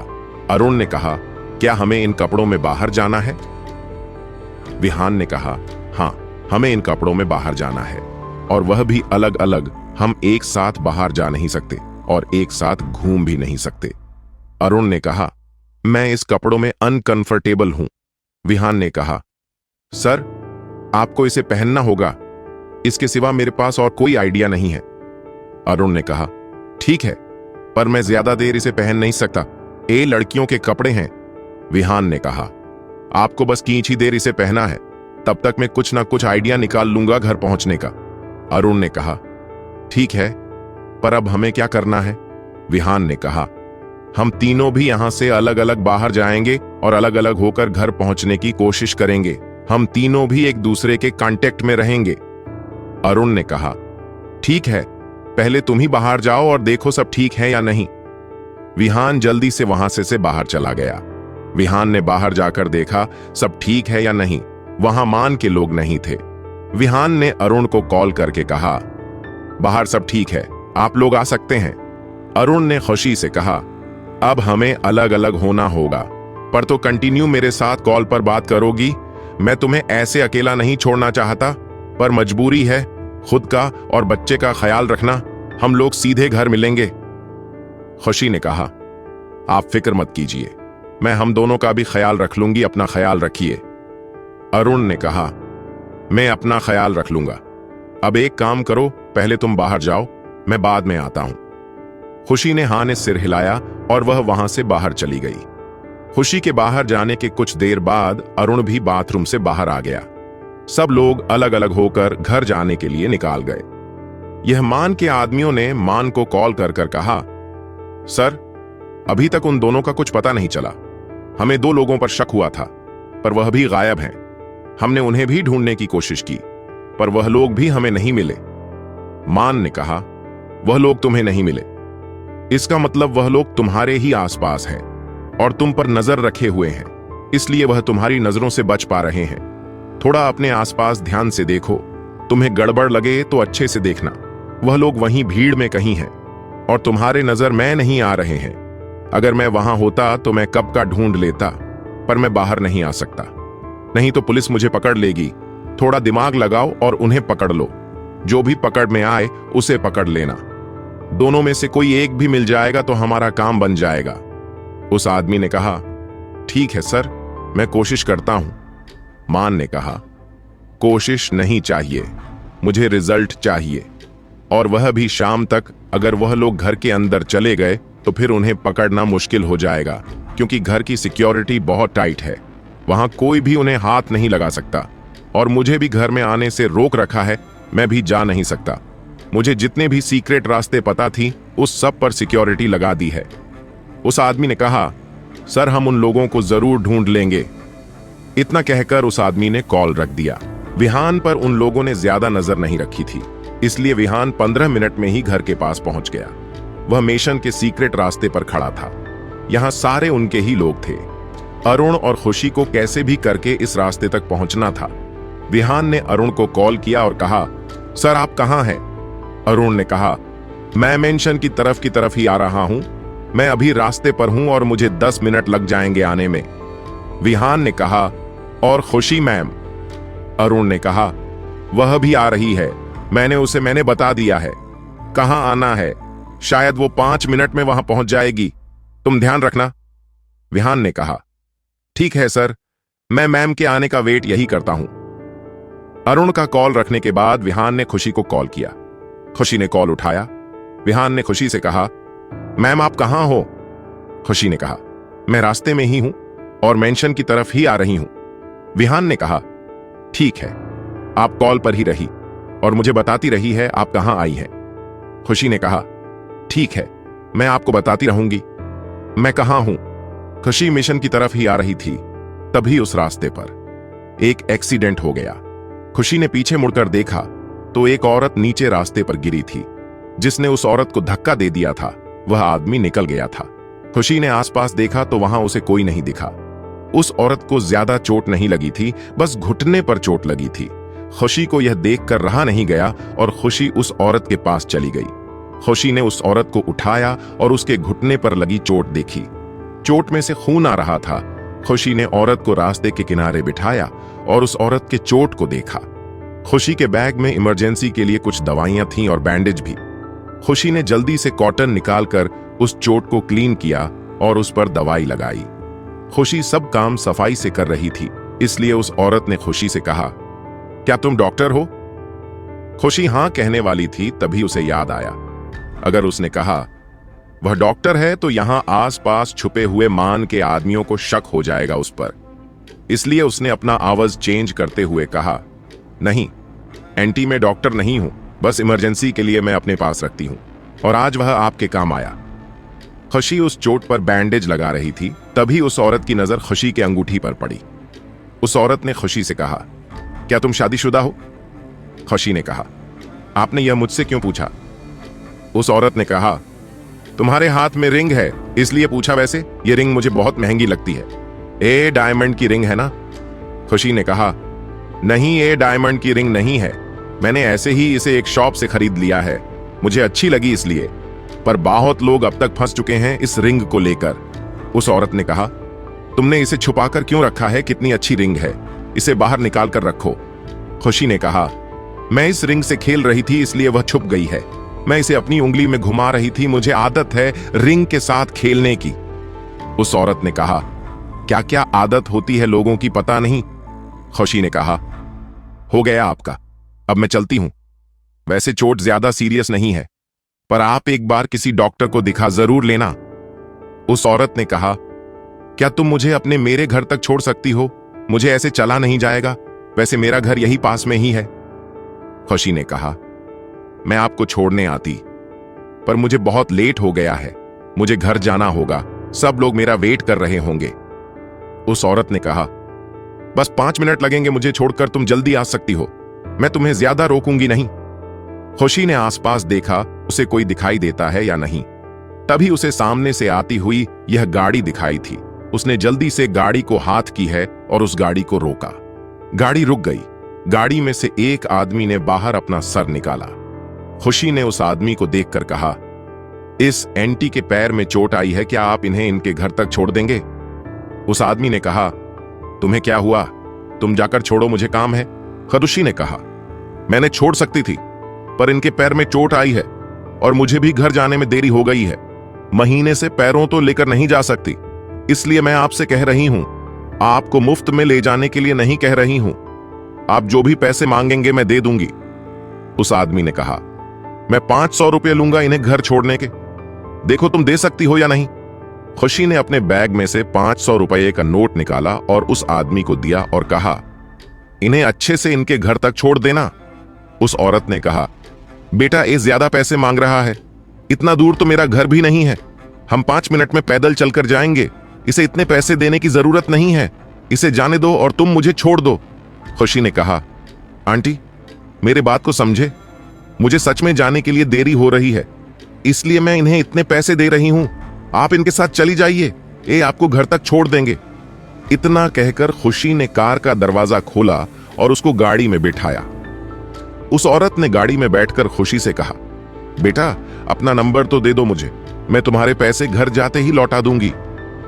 खुशी ने कहा, आंटी आपको यह पैसे लौटाने की जरूरत नहीं है, अपने बेटी ने दी है, यह समझकर इस भूल जाइए और अब इन ड्राइवर को अपना एड्रेस बता दीजिए, यहां आपको छोड़ देंगे, मैं अब चलती हूं, मुझे बहुत लेट हो गया है।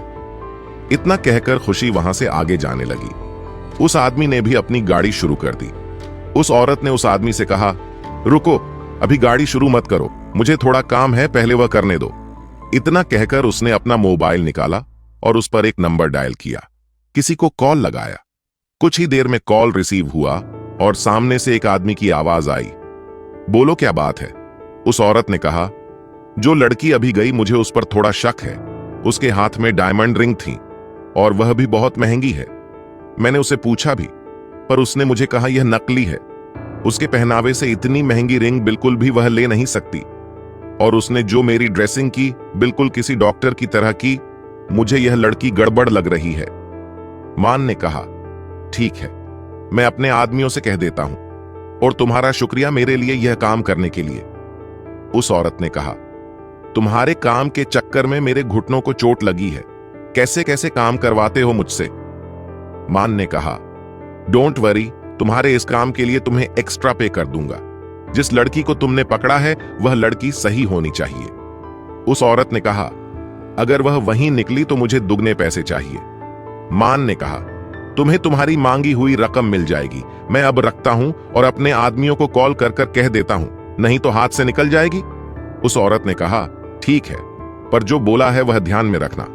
इतना कहकर उसने कॉल रख दिया। गाड़ी में बैठा वह आदमी इन लोगों की सारी बातें सुन रहा था।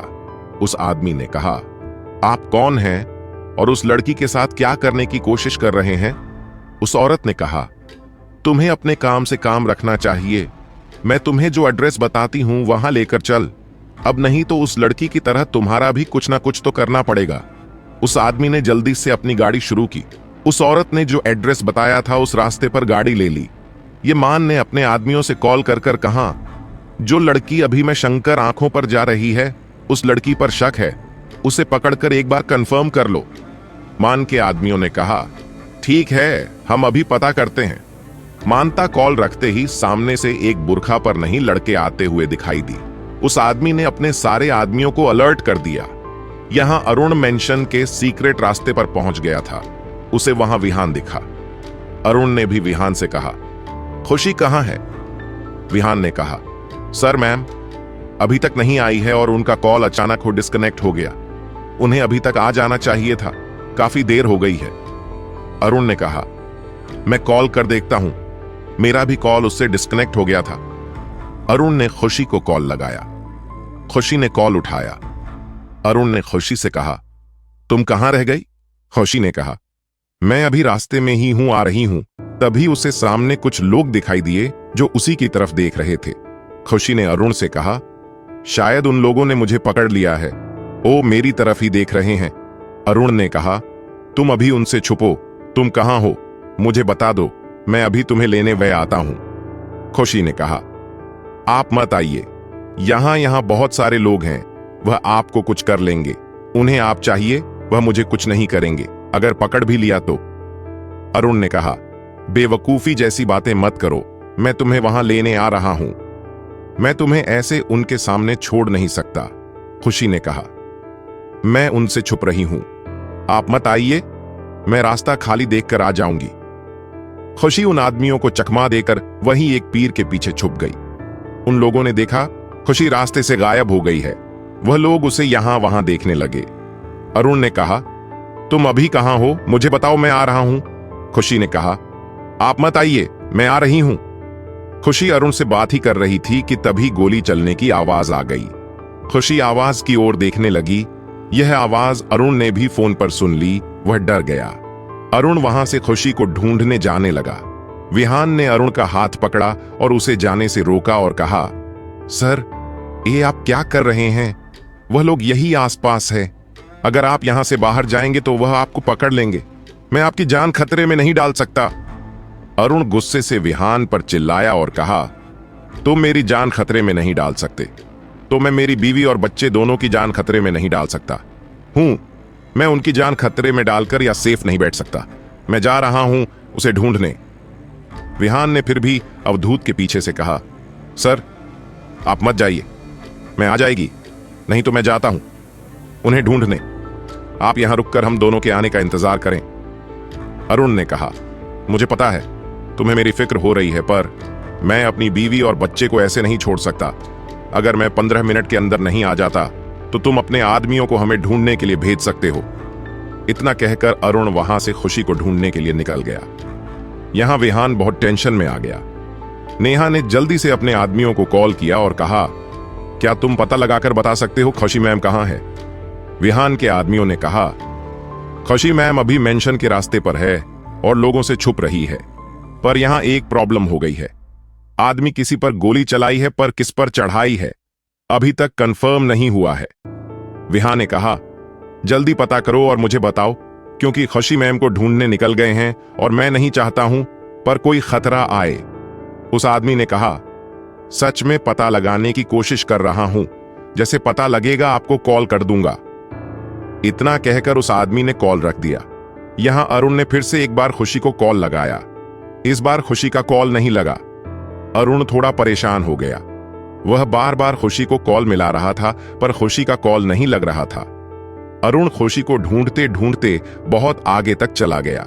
यह पहला कि वहां से जाने के 5 मिनट बाद ही खुशी उस सीक्रेट रास्ते उन लोगों से छुपके आ गई। विहान ने खुशी को आते हुए देखा। उसने राहत की सांस ली और अरुण को देखने लगा, पर खुशी अकेली आई थी, उसके साथ अरुण नहीं था। विहान टेंशन में आ गया। विहान ने अंशिका को अपने पास आने दिया। खुशी को देखकर विहान ने कहा, अरुण सर कहां है और तुम अकेली ही आई हो? खुशी ने कहा, आपके कहने का क्या मतलब है? ये तो आपके साथ ही थे ना, आप मुझसे क्यों पूछ रहे हैं? विहान ने कहा, जब गोली चलने की आवाज आई सर, बहुत डर गई और वो आपको ढूंढने निकल गए। मुझे लगा उन्होंने आपको ढूंढा है और आप दोनों एक साथ आए हो। खुशी ने कहा, नहीं, वो मेरे पास नहीं आए, मैं अकेली आई हूं। और आपने उन्हें यहां से जाने क्यों दिया? आपको मैंने रोकना चाहिए था ना। मैंने उन्हें कहा था, मैं आ रही हूं, मुझे ढूंढने मत आइए। विहान ने कहा, मैंने उन्हें रोकने की कोशिश की थी, पर वह मेरी सुन नहीं रहे थे और यहां से आपको ढूंढने निकल गए। खुशी ने अरुण को कॉल लगाया। अरुण को कॉल नहीं लग। खुशी ने 2-3 बार ट्राई किया, फिर भी कॉल नहीं लगा। खुशी ने कहा, उनका कॉल नहीं लग रहा, अब हम क्या करें? विहान ने कहा, आप अंदर जाइए, मैं सर को देखकर आता हूं, वह कहां है? खुशी ने कहा, मैं भी आपके साथ आती हूं। विहान ने कहा, नहीं, बिल्कुल नहीं, आप अंदर चली जाइए, मैं खुद सर को ढूंढने जाता हूं। सर ने आपकी सेफ्टी की वजह से वह आपको ढूंढने के लिए गए हैं और मैं वही गलती दोबारा नहीं करना चाहता हूं। आपका सेफ रहना जरूरी है, नहीं तो सर मुझे नहीं छोड़ेंगे। आप प्लीज अंदर चले जाइए, मैं आपको अपडेट देता रहूंगा। खुशी ने कहा, नहीं, मैं यहीं रुककर आपका वेट करूंगी। विहान ने कहा, मैम प्लीज आप अंदर जाइए, आपका यहां रुकना इस हालत में सही नहीं है। खुशी ने कहा, आप मुझे फोर्स नहीं करेंगे, मैंने कहा ना, मैं यहीं रुक रही हूं, नहीं तो मैं आपके साथ आऊंगी। विहान ने कहा, ठीक है, आप यहां रुक सकती हैं और मेरे पीछे आने की कोशिश ना मत कीजिए। विहान ने अपने आदमियों से कहा, मैं जब तक लौटकर नहीं आता मैम का ध्यान रखिए और इन्हें यहां से कहीं भी जाने मत दीजिए। इतना कहकर विहान वहां से अरुण को ढूंढने चला गया। विहान ने वहां के सारे एरिया में छानबीन की, उसे अरुण कहीं नहीं मिला और अरुण का कॉल भी नहीं लगा। विहान ने मेंशन के आसपास के सारी जगह देख कर आया। उसे वहां मान के आदमी भी कहीं दिखाई नहीं दिए। उसे थोड़ा शक होने लगा। उसने अपने आदमियों को कॉल करके पता करने के लिए कहा, मेंशन के आसपास कहीं मान के आदमी है या नहीं। विहान के आदमियों ने 5 मिनट में पता करके विहान को कॉल किया और कहा, मेंशन के 2 किलोमीटर तक कोई भी मान का आदमी नहीं है। मुझे लगता है वह लोग चले गए हैं। विहान ने उस आदमी से कहा, पता करके देखो इस वक्त अरुण सर कहां है, उनका फोन नहीं लग रहा है, और यह भी पता करो उनकी लास्ट लोकेशन कहां की है। विहान के आदमियों ने पता करके विहान से कहा, सर की लास्ट लोकेशन मेंशन से 200 मीटर दूरी पर दिखा रही है, उससे आगे ट्रेस नहीं हो रहा है। विहान ने कहा, लास्ट लोकेशन किस वक्त की है जरा मुझे बताओ। उस आदमी ने विहान से कहा, अरुण सर की लास्ट लोकेशन 15 मिनट पहले की है। विहान ने कहा, जल्दी करो, अपने सारे आदमियों को काम पर लगाओ और अरुण सर को ढूंढने की कोशिश करो। उन्हें ढूंढना जरूरी है, नहीं तो हम घर वालों को मुंह नहीं दिखा पाएंगे। विहान के सारे आदमी अरुण को ढूंढने में लग गए। बहुत देर हो गया। विहान और अरुण दोनों का कोई पता नहीं था। खुशी उन दोनों का वेट कर रही थी, पर अभी तक कोई भी नहीं आया था। खुशी बार बार विहान को कॉल लगा रही थी, पर विहान फोन नहीं उठा रहा था। खुशी ने विहान के आदमियों से कहा, आप लोग मुझे जाने दीजिए, मुझे अपने पति को ढूंढने जाना है, बहुत देर हो गई है। इतना कहकर वो रोने लगी। उनके आदमियों ने खुशी को जाने नहीं दिया और उन्होंने विहान को कॉल किया। उन्होंने विहान को कॉल करके कहा, मैम बिल्कुल भी सुन नहीं रही है और जाने की जिद कर रही है। विहान ने कहा, उन्हें रोक कर रखो, मैं अभी आ रहा हूं, मैं आकर उन्हें समझाता हूं। इतना कहकर उसने कॉल रख दिया और विहान खुशी के पास चला गया। खुशी बहुत रो रही थी और उन लोगों से उसे छोड़ने के लिए कह रही थी, पर वह लोग उसे छोड़ने का नाम नहीं ले रही थी। तभी वहां विहान आ गया। खुशी विहान के पास गई। खुशी ने विहान से जाकर कहा, क्या पता लगा कहां गए हैं, और मैं तुम्हें कितना कॉल लगा रही थी, मेरा कॉल क्यों नहीं रिसीव किया? तुम्हें जाकर भी बहुत देर हो गई है, क्या सर का कुछ पता लगा? विहान ने खुशी को शांत करने की कोशिश की, पर खुशी चुप होने का नाम ही नहीं ले रही थी, रोए जा रही थी। विहान ने जोर से चिल्लाते हुए कहा, जब तक आप चुप नहीं होगी मैं आपको कुछ नहीं बताने वाला। खुशी ने अपना रोना बंद किया और विहान से कहा, प्लीज आप मुझे बताइए सर का कुछ पता लगा या नहीं, मेरा दिल बहुत घबरा रहा है। विहान खुशी को कुछ कहने वाला था, तभी खुशी का कॉल बजा। खुशी ने देखा तो अननोन नंबर से फोन था। खुशी ने फोन देखकर विहान की तरफ देखा। विहान ने खुशी को कॉल उठाने के लिए कहा। खुशी ने कॉल उठाया। जैसे खुशी ने कॉल उठाया, सामने से आवाज आई, क्या हुआ? अपने पति को ढूंढ रही हो? ढूंढो, वह तुम्हें नहीं मिलने वाला, क्योंकि वह हमारे कब्जे में है। चाहो तो कोशिश कर सकती हो उसे ढूंढने की, पर कोई फायदा होने वाला नहीं है। तुम लोग बहुत आंख मिचौली खेल रहे थे मेरे साथ, पर आना ही पड़ा ना मेरे सामने। सच में तुम्हारा पति बेवकूफ है, तो मैडम ने निकला था और बेचारा फंस गया। हमारी जाल में बात करना चाहोगी उससे? फोन पर से अरुण की आवाज आई, तुम ठीक हो ना? तुम घर पहुंच गई हो? खुशी ने कहा, मैं ठीक हूं और घर पहुंच गई हूं, पर आप कहां हैं? अरुण कुछ बोलने वाला था, उससे पहले उस आदमी ने कहा, इतनी भी जल्दी क्या है मिलने की, आराम करने दो उसे, कुछ वक्त हमारे पास, तब तक तुम हमारा काम करो। खुशी ने कहा, कैसा काम, क्या चाहिए आपको? उस आदमी ने कहा, सब्र करो, तुम्हें बता दूंगा, अब जाकर कुछ देर आराम कर लो, बहुत थक गई होगी तुम। 1 घंटे बाद मैं तुम्हें कॉल करूंगा। क्या करना है बताने के लिए, और कब करना है। और अपने जासूस विहान से कहो ढूंढने की कोशिश मत करना, नहीं तो तुम्हारे पति के जान को खतरा होगा।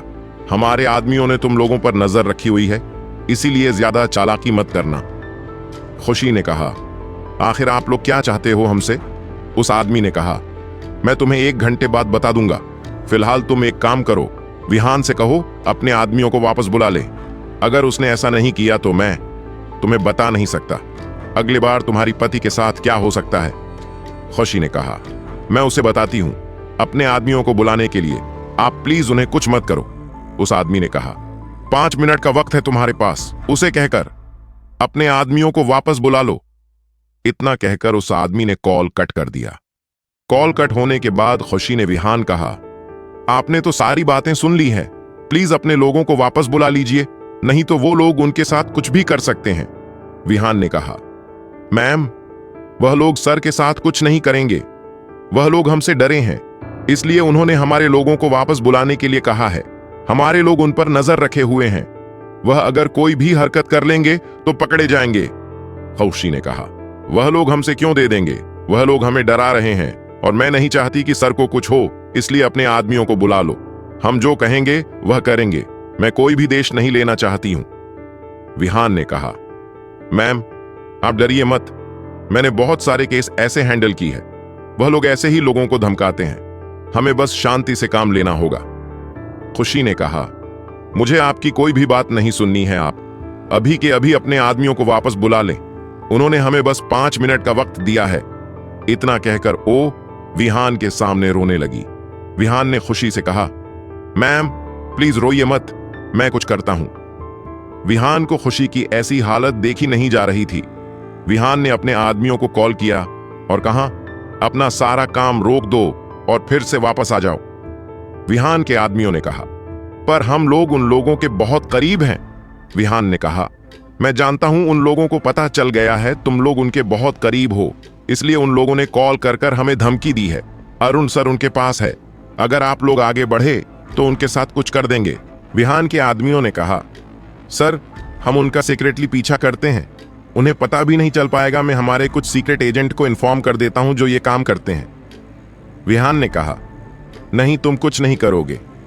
फिलहाल सब काम रोक दो। अगर जरूरत पड़ेगी तो मैं तुम्हें खुद कॉल कर कर बताऊंगा। फिलहाल हम कुछ नहीं करेंगे। उस आदमी ने कहा, ठीक है, और उसने अपने सारे आदमी यौ को रोक दिया। विहान ने खुशी से कहा, मैंने अपने सारे आदमियों को वापस बुला लिया है। उन लोगों का कॉल आए तो उन्हें पूछ लेना वह क्या चाहते हैं। विहान और खुशी बातें कर रही थीं, तभी उस आदमी का कॉल आया। उस आदमी ने कहा, अच्छा काम किया। अब मैं 1 घंटे बाद कॉल करूंगा तुम्हें क्या करना है ये बताने के लिए।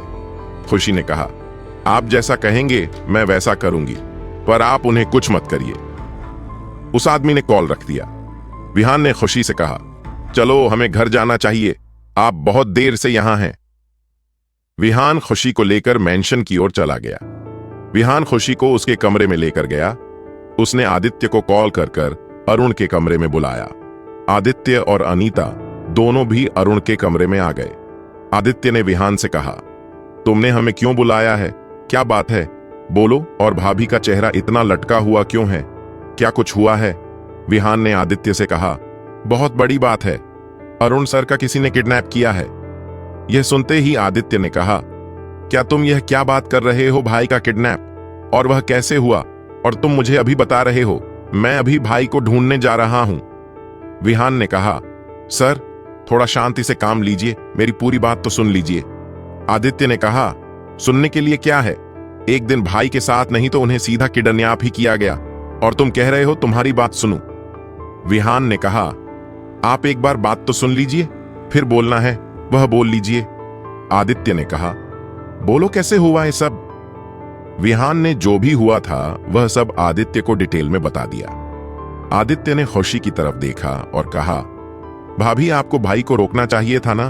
भाई के बहुत सारे दुश्मन हैं, कब उनके साथ कौन क्या करेगा किसी को भी पता नहीं, इसलिए हम कभी भाई को अकेला नहीं छोड़ते। आपको यह बात समझ नहीं चाहिए थी और भाई को रोकना चाहिए था। आपको ढूंढने आने से वह लोग आपको कुछ नहीं करते, आप वैसे भी सेफ घर आ जाती हैं। आदित्य की बात सुनकर खुशी की आंखों में आंसू आए। खुशी ने कहा, मैंने उन्हें रोकने की बहुत कोशिश की थी और मैंने कहा था मत आइए, फिर भी वह मुझे ढूंढने आ गए। आदित्य ने कहा, भाभी, यह सब आपकी वजह से हुआ है। अगर भाई को कुछ हो गया तो मैं कभी आपको माफ नहीं करूंगा। इतना कहकर आदित्य वहां से चला गया। आदित्य के वहां से जाने के बाद अनीता खुशी के पास आई और उसने खुशी को शांत किया और कहा, रो मत, रोने से कुछ नहीं होगा अरुण सर जल्दी घर आ जाएंगे। खुशी अनीता के गले लगी और जोर जोर से रोने लगी। विहान ने मनासी से कहा, मैम रोइए मत सर, ठीक है, और वह जल्दी घर आएंगे। वो लोग जैसा कहेंगे हम लोग वैसा करेंगे। अब रही है मत और कुछ खा लीजिए, अपने सुबह से कुछ नहीं खाया है। खुशी ने कहा, मुझे भूख नहीं है, मुझे नहीं खाना। विहान ने कहा, कुछ खा लीजिए, नहीं तो सर आपसे बहुत गुस्सा हो जाएंगे। खुशी ने हाँ में सिर हिलाया और कहा, जब तक वह घर नहीं आते मैं कुछ नहीं खाऊंगी। प्यार ने कहा, मैं अपनी जीत मत कीजिए, आपका पुकारे ना सही नहीं है, और आपके बगैर रहने के बाद शतक गई तो सर हम दोनों से बहुत गुस्सा हो जाएंगे। खुशी ने कहा, वो वहां मेरे वजह से फंसे हैं, आप मुझे खाने के लिए कह रहे हो, मेरे मुंह से निवाला नीचे कैसे उतरेगा, आप ही बताइए। विहान चुप हो गया। कुछ देर बाद विहान किचन में चला गया। उसने कुछ फ्रूट्स काटे और वह प्लेट में रखे, और वह प्लेट लेकर ऊपर जाने लगा। तभी उसने देखा नीचे हॉल में सारे लोग इकट्ठा हो गई है और सब लोगों को अरुण के किडनैप की खबर पहुंच गई है। उनके के साथ साथ प्रिया भी नीचे थी। प्रिया की नजर विहान के हाथ में पकड़ी प्लेट पर गई। उसने कहा, यह क्या हो रहा है, और इस महारानी को खाने की पड़ी है, उसी की वजह से आज अरुण उन लोगों के पास है, पर इसे तो कोई फिक्र ही नहीं है। विहान ने उन लोगों को कुछ नहीं कहा और वह वो प्लेट लेकर ऊपर चला गया। वह वो फ्रूट से भारी प्लेट लेकर अरुण के कमरे में गया। उसने देखा अनीता खुशी के पास बैठी थी। विहान ने खुशी के सामने वह प्लेट रखी और कहा, खाना नहीं तो सही, आप यह तो खा सकती है ना, प्लीज ना मत कहिए। खुशी ने कहा, सच में मेरा खाने का मन बिल्कुल भी नहीं है, आप इसे लेकर जाइए, मुझे नहीं खाना। विहान वह प्लेट लेकर खुशी के सामने बैठ गया और उसने उसमें से एक टुकड़ा उठाया और खुशी के मुंह तक लेकर गया और कहा, प्लीज खाइए, अपने लिए नहीं पर इस बच्चे के लिए तो खाइए। खुशी ने अपने पेट की तरफ देखा और विहान के हाथ से वह फ्रूट का टुकड़ा लेकर अपने मुंह में डाल दिया। खुशी ने वो फ्रूट का टुकड़ा खा लिया। उसके बाद उसने प्लेट से दूसरा टुकड़ा उठाया और वह खाने वाली थी। तभी वहां सब फैमिली के लोग आ गए। उन्होंने ए देख लिया और फिर से प्रिया ने कहा, थोड़ी भी शर्म नहीं है इस लड़की में, यहां हम सब लोग परेशान हैं और इसे खाने की पड़ी है, कैसे इसे खाना भी हजम हो रहा होगा, इसकी की वजह से ही अरुण उन लोगों के पास है और इसे बिल्कुल भी कोई चिंता नहीं है उसकी। दादी जी ने भी कहा, क्या जरूरत थी उसे बुलाने की, तुम्हें ढूंढने के लिए तुम खुद नहीं आ सकती थी, अगर उसे कुछ हो गया तो समझो तुम इस घर में फिर कभी नहीं आ सकती। खुशी का बचाव करते हुए विहान ने कहा, आप सब लोग उसे क्यों बोल रहे हो, उन्होंने नहीं बुलाया था सर, खुद उसे ढूंढने गए थे। प्रिया ने कहा, तो तुम उन्हें रोक सकते थे, ना जाने से तुमने उन्हें रोका क्यों नहीं। विहान ने कहा, मैंने उन्हें रोकने की बहुत कोशिश की थी पर उन्होंने मेरी सुनी नहीं और उसे ढूंढने के लिए निकाल गए। दादी जी ने कहा, इसमें तुम्हारी भी गलती है, तुम उसके साथ जा सकते थे पर तूने ऐसा नहीं किया और उसे अकेले ही जाने दिया। उसके सिक्योरिटी की जिम्मेदारी तुम पर थी, तुम इतने लापरवाह कैसे हो सकते हो। विहान ने कहा, मैं मानता हूं इसमें मेरी भी गलती है, अगर मैं उन्हें जाने नहीं देता तो सर उन लोगों के पास नहीं होते। प्रिया ने दादी जी से कहा, आप उसे क्यों प्रॉब्लम कर रहे हो, सारा दोस्तों इस लड़की का ही है, अगर दूसरे गाड़ी से चली जाती तो क्या होता, इसे तरह के साथ ही जाना था। खुशी के माने में खुशी को डांटते हुए कहा, तुम दूसरी गाड़ी लेकर जा सकती थी ना, फिर तुम्हें क्या जरूरत थी उनके गाड़ी में जाने की, और उन्हें तो मैं हॉस्पिटल छोड़ने को कहने की, अगर आज तुम उनके साथ नहीं जाती तो सिर्फ लेकर आ जाते। खुशी ने कहा, मैं मानती हूं मुझसे गलती हो गई है और मुझे अपनी गलती का एहसास भी है। प्रिया ने कहा, गलती का एहसास जताने से अरुण वापस तो नहीं आएगा ना। दादी जी ने कहा, सब इन दोनों की वजह से हुआ है, पता नहीं कहां होगा, वह क्या कर रहे होंगे वह लोग उसके साथ।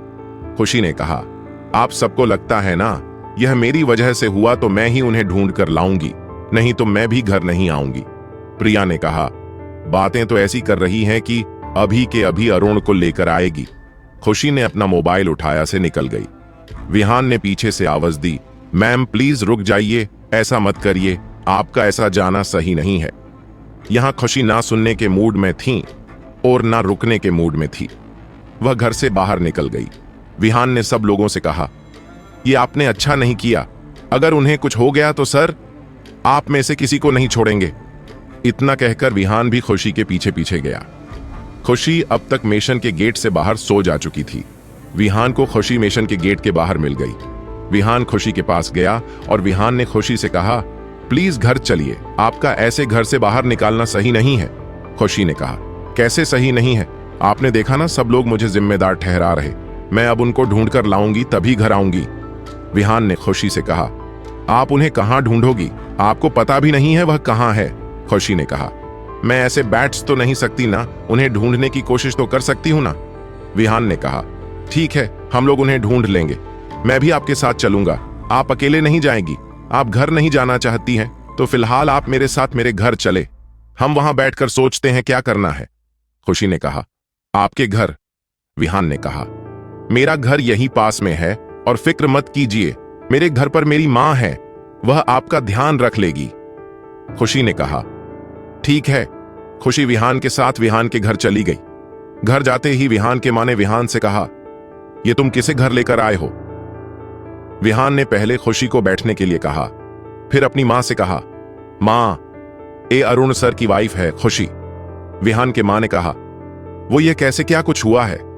विहान ने कहा, अरुण सर को कुछ लोगों ने किडनैप किया और यह उन्हें ढूंढने घर से निकली है।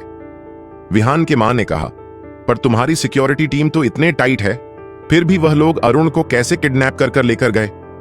विहान ने कहा, जब सर किडनैप हुए तब उनके साथ हमारे सिक्योरिटी टीम नहीं थी। विहान के मां ने कहा, ऐसे कैसे, तुम तो उसे पूरे 24 घंटे उसे सिक्योरिटी देते हो, फिर तुम्हारी टीम क्यों उसके साथ नहीं थी? विहान ने कहा, सिचुएशन ऐसी थी, हम सब लोगों को पूरे टीम से अलग होना पड़ा, नहीं तो वो हमें कब का पकड़ लेते हैं। विहान के मां ने कहा, क्या मैं तुम्हारी कुछ हेल्प करूं?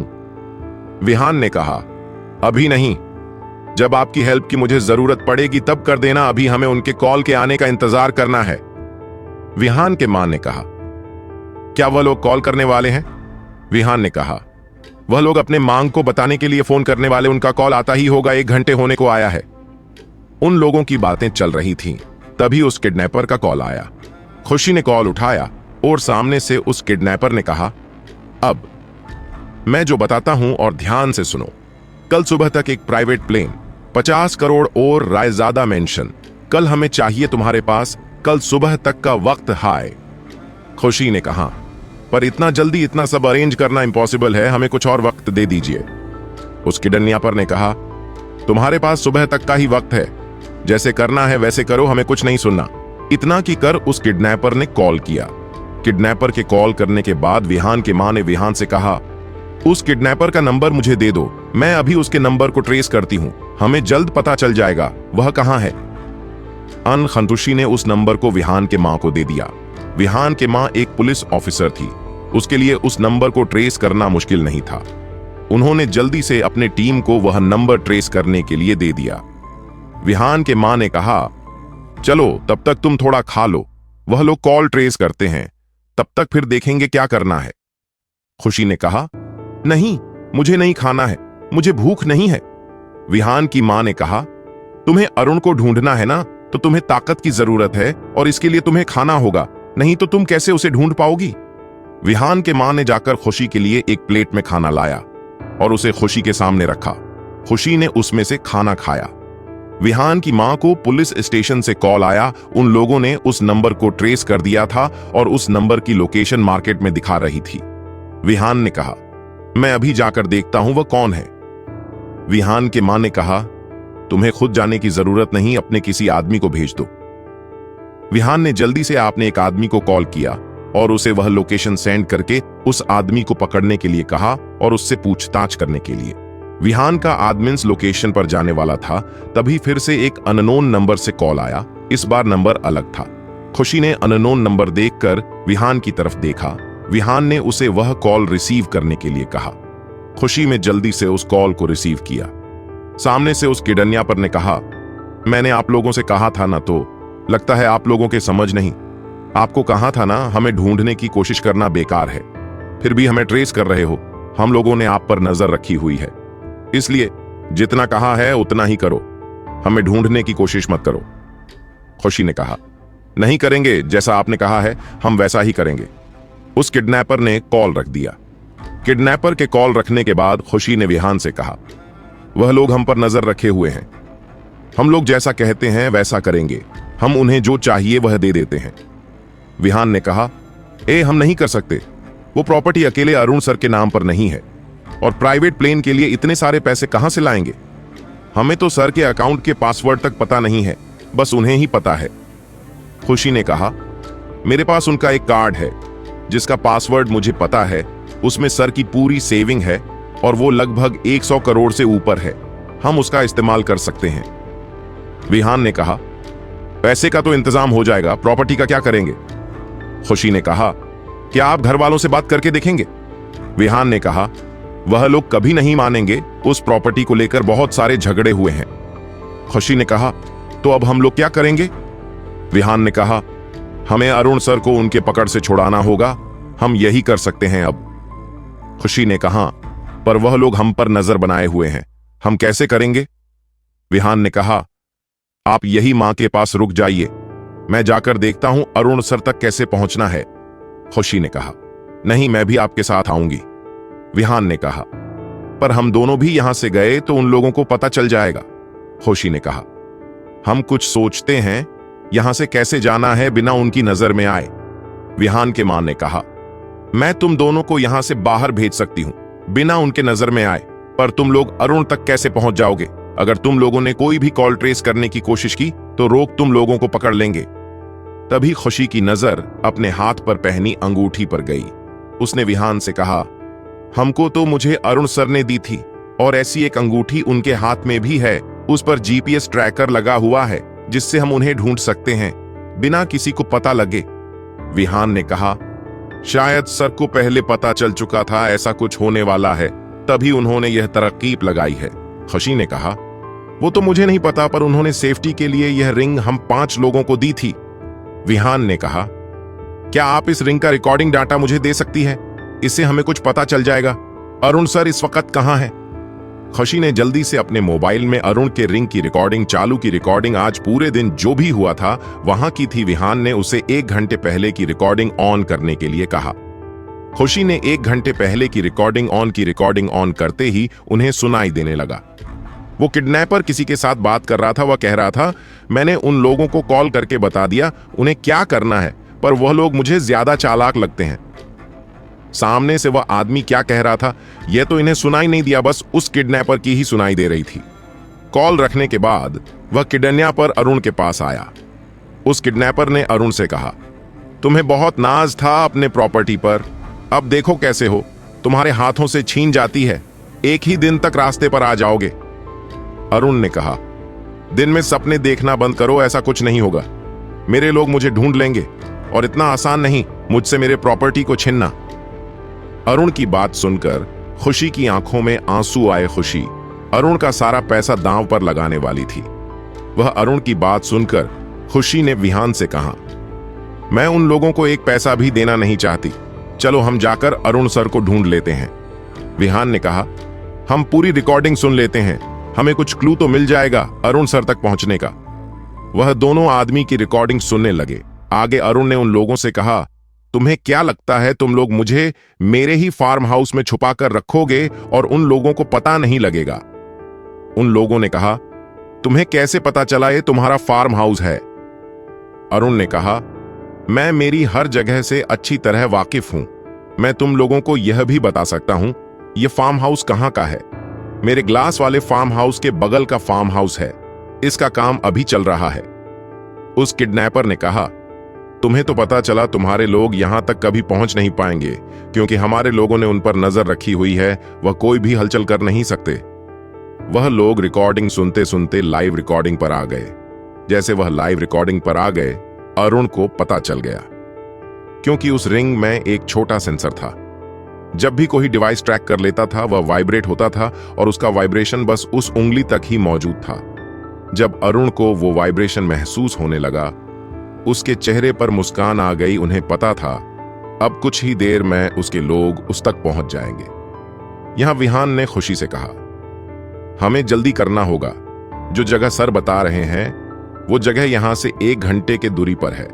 हमें अंधेरा होने से पहले वहां जाना होगा, क्योंकि वह जगह पर अभी अंडर कंस्ट्रक्शन है, इसलिए वहां इलेक्ट्रिसिटी नहीं है। खुशी ने कहा, फिर हम वहां अरुण सर को कैसे ढूंढेंगे? अगर इलेक्ट्रिसिटी नहीं है तो? विहान ने कहा, अगर हम ग्लास वाले हाउस की लाइट ऑन कर दें तो उसकी लाइट वहां तक पहुंच जाएगी, पर अगर हम वहां की सारी लाइट ऑन कर देंगे तो उन लोगों को हम पर शक हो जाएगा। हमें अभी वहां के नौकरों से कहकर वहां की लाइट अभी लगाने के लिए कहना होगा, तब उन लोगों को शक नहीं होगा हम पर। खुशी ने कहा, यह तो हो गया, पर हम यहां से निकलेंगे कैसे? विहान की मां ने कहा, इसका इंतजाम मैंने कर दिया है। अभी एक मेड आती होगी और कचरे वाला भी, तुम दोनों उन दोनों से अदला बदली कर लो और यहां से बाहर जाओ। मैंने उन लोगों को पहले ही इस बारे में बता दिया है। विहान ने कहा, मां, आपने अच्छा काम किया, उन लोगों को पहले इसके बारे में बता दिया। विहान के पापा ने कहा, अब जल्दी से रेडी रहो, वह लोग आते ही होंगे। विहान ने कहा, उन लोगों को आते ही हम लोग अदला बदली भी कर लेंगे। उन लोगों की बातें चल रही थीं, तभी डोरबेल बजी। बिहार के मां ने जाकर दरवाजा खोला। उन्होंने देखा दरवाजे पर मेड खड़ी थी। उन्होंने जल्दी से उसे अंदर आने के लिए कहा।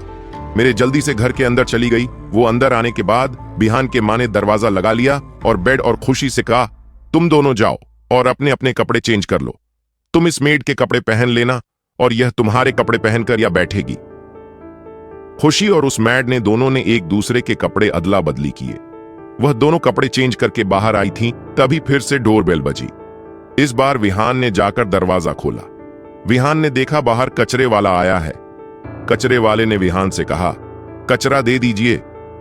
तभी वहां कचरा लेकर विहान की मां आई और उसने और कचरा उस कचरे वाले के हाथ में दे दिया। वह कचरे वाला अंदर झांक रहा था। विहान के मां ने उन दोनों से पहले ही सेट कर दिया था। उसने जो खुशी बनी थी उसे बालकनी की तरफ मुंह करके बिठाया था और जो मेड बनी थी उसे लाधी पूछने के लिए कहा था, जिससे किसी को भी शक ना हो। और जिस आदमी को विहान के मां ने बुलाया था वह ए आदमी नहीं था। वो आदमी कचरा लेकर वहां से चला गया। उसके जाने के 5 मिनट बाद दूसरा आदमी आ गया। यह आदमी वही था जिसे विहान के मां बुलाया था। विहान ने जल्दी से उसे आदमी के कपड़े पहन लिए और अपने कपड़े उसे आदमी को पहनने दे दिए और वह कचरा उठाकर घर से बाहर आ गया। उसके पीछे पीछे खुशी भी घर से बाहर आ गई। निहान की मां विहान से कहा, इसका अच्छे से ख्याल रखना, यह तुम्हारी जिम्मेदारी है जब तक अरुण नहीं मिलता। विहान ने कहा, अपने नहीं कहा होता तो भी मैं इसका बिल्कुल अपने बहन की तरह ख्याल रखता। विहान के मां ने कहा, मुझे पता है तुम बिल्कुल इसका एक बहन की तरह ख्याल रखता, पर मेरी बताना जिम्मेदारी है। अगर तुम्हें इसकी फिक्र ना होती तो तुम इसे लेकर घर नहीं आते। विहान ने कहा, मां, मैं आने के बाद बात कर लूंगा, अब हम चलते हैं, कोई देख ले इससे पहले। विहान के मां ने कहा, हाँ जल्दी करो, जाओ, मेरे कांटेक्ट में रहना। अगर किसी भी चीज की जरूरत पड़े तो मुझे जल्दी कह देना, मैं अपनी टीम को जल्दी भेज दूंगी। विहान ने कहा, वैसे भी मां, आप अपनी टीम को रेडी रखें, अगर जरूरत पड़े तो मैं आपको कॉल कर दूंगा, जल्दी भेज देना। विहान के मां ने कहा, ठीक है, मैं अपनी टीम को रेडी रहने के लिए कहती हूं, लोकेशन भेज देना, मेरी टीम तुम्हें वहां मिल जाएगी। खुशी और विहान वहां से निकल गए। यहां रायजादा मेंशन में आदित्य बहुत परेशान था। उसने अपने लोगों को काम पर लगाया था और पुलिस को भी इन्फॉर्म कर दिया था, पर उसे भी किडनैपर का कॉल आया था। उसे कहा गया था कोई भी हरकत ना करे। जो उन लोगों ने खुशी को कहा था वही उसे भी इंतजाम करने के लिए कहा था। इसलिए आदित्य बहुत परेशान था, वह कैसे इस सब का इंतजाम करे। उसके पास सेविंग थी, वह 20 करोड़ के आसपास थी, उससे ज्यादा नहीं थी, और उन लोगों ने 50 करोड़ की मांग की थी। आदित्य को ऐसे परेशान देखकर अनीता ने कहा, आप परेशान मत, यह कोई ना कोई रास्ता मिल जाएगा, आप बस अपना दिमाग शांत रखकर काम ले। आदित्य ने अनीता पर चलाते हुए कहा, तुम्हें यह मामला इतना सिंपल लग रहा है। भाई को किडनैप किया गया है और उसके बदले उन्होंने बहुत बड़ी रकम मांगी है। कहां से लाएंगे हम? अगर घर वालों से मांगा भी तो लोग नहीं देंगे, उन्हें कोई फर्क नहीं पड़ता भाई के किडनैप होने से। उनकी बातें चल रही थी, तभी दादी जी वहां गई। दादी जी को देखकर आदित्य ने खुद को संभाला और कहा, दादी जी, आप यहां क्या बात है?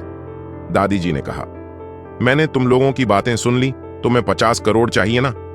मेरे पास है इतने पैसे, पर यह मेंशन मेरे नाम नहीं है। आदित्य ने कहा, पर आपके पास इतने सारे पैसे कैसे हैं? दादी जी ने कहा, तुम्हारे दादाजी की अमानत है, उन्होंने जाते वक्त यह पैसे मेरे नाम किए थे। उन्होंने कहा था फ्यूचर में तुम्हें इसकी जरूरत पड़ सकती है, पर मुझे नहीं लगा था उन पैसों की जरूरत हमें ऐसे पड़ेगी।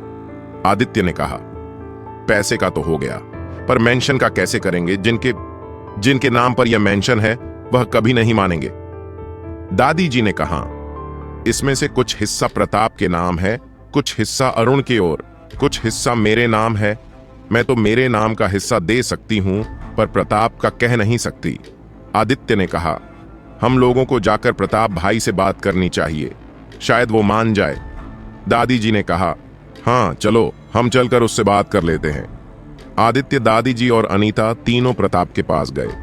प्रताप कुछ काम कर रहा था, उसे बिल्कुल भी टेंशन नहीं थी। अरुण किडनैप हुआ है इसकी। दादी जी ने प्रताप से कहा, मुझे पता है तुम्हें कोई फर्क नहीं पड़ता, उसके किडनैप होने पता, मैं उसके बारे में भी सोचना चाहिए, आखिर वो तुम्हारा भाई है। प्रताप ने अपना लैपटॉप बंद किया और कहा, जब मुझे इसकी जरूरत थी तब कहां था मेरा भाई? तब तो किसी ने आकर मेरी हेल्प नहीं की। दादी जी ने कहा, तुमसे किसने कहा कि उसने तुम्हारी हेल्प नहीं की थी? उसने बताने से मना किया था, क्योंकि अगर तुम्हें पता चलता उसने तुम्हारी हेल्प की है तो तुम कभी भी उस हेल्प को नहीं लेते। प्रताप ने कहा, क्यों लेता मैं उसकी की वजह से तो मैं उस वक्त प्रॉब्लम में था।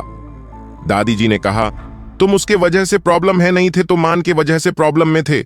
वह नहीं देख सकता था तुम दोनों भाई एक हो, क्योंकि तुम्हारे पापा ने सब कुछ तुम दोनों के नाम जो किया था, अगर तुम दोनों एक हो जाते तो उसे जो चाहिए था वह नहीं मिलता, इसलिए वह कभी तुम दोनों को एक होने नहीं देता था। तुम्हें हमेशा उसके खिलाफ और भड़कता रहता था, और उसे तुम्हारे खिलाफ पर अरुण ने कभी भी उसके बातों पर भरोसा नहीं किया, क्योंकि अरुण उसके नेचर को अच्छे से जानता था और वो क्या चाहता है यह भी जानता था। प्रताप ने कहा, आप सब कुछ जानती थीं तो फिर आपने यह बात मुझे पहले क्यों नहीं बताई? अगर आपने बात मुझे पहले ही बताई होती तो आज जो हुआ है वह शायद कभी नहीं होता। दादी ने कहा, अगर मैंने बताया भी होता तो भी तुम मेरी बात पर यकीन नहीं करते, क्योंकि उस वक्त हालात ही ऐसे थे।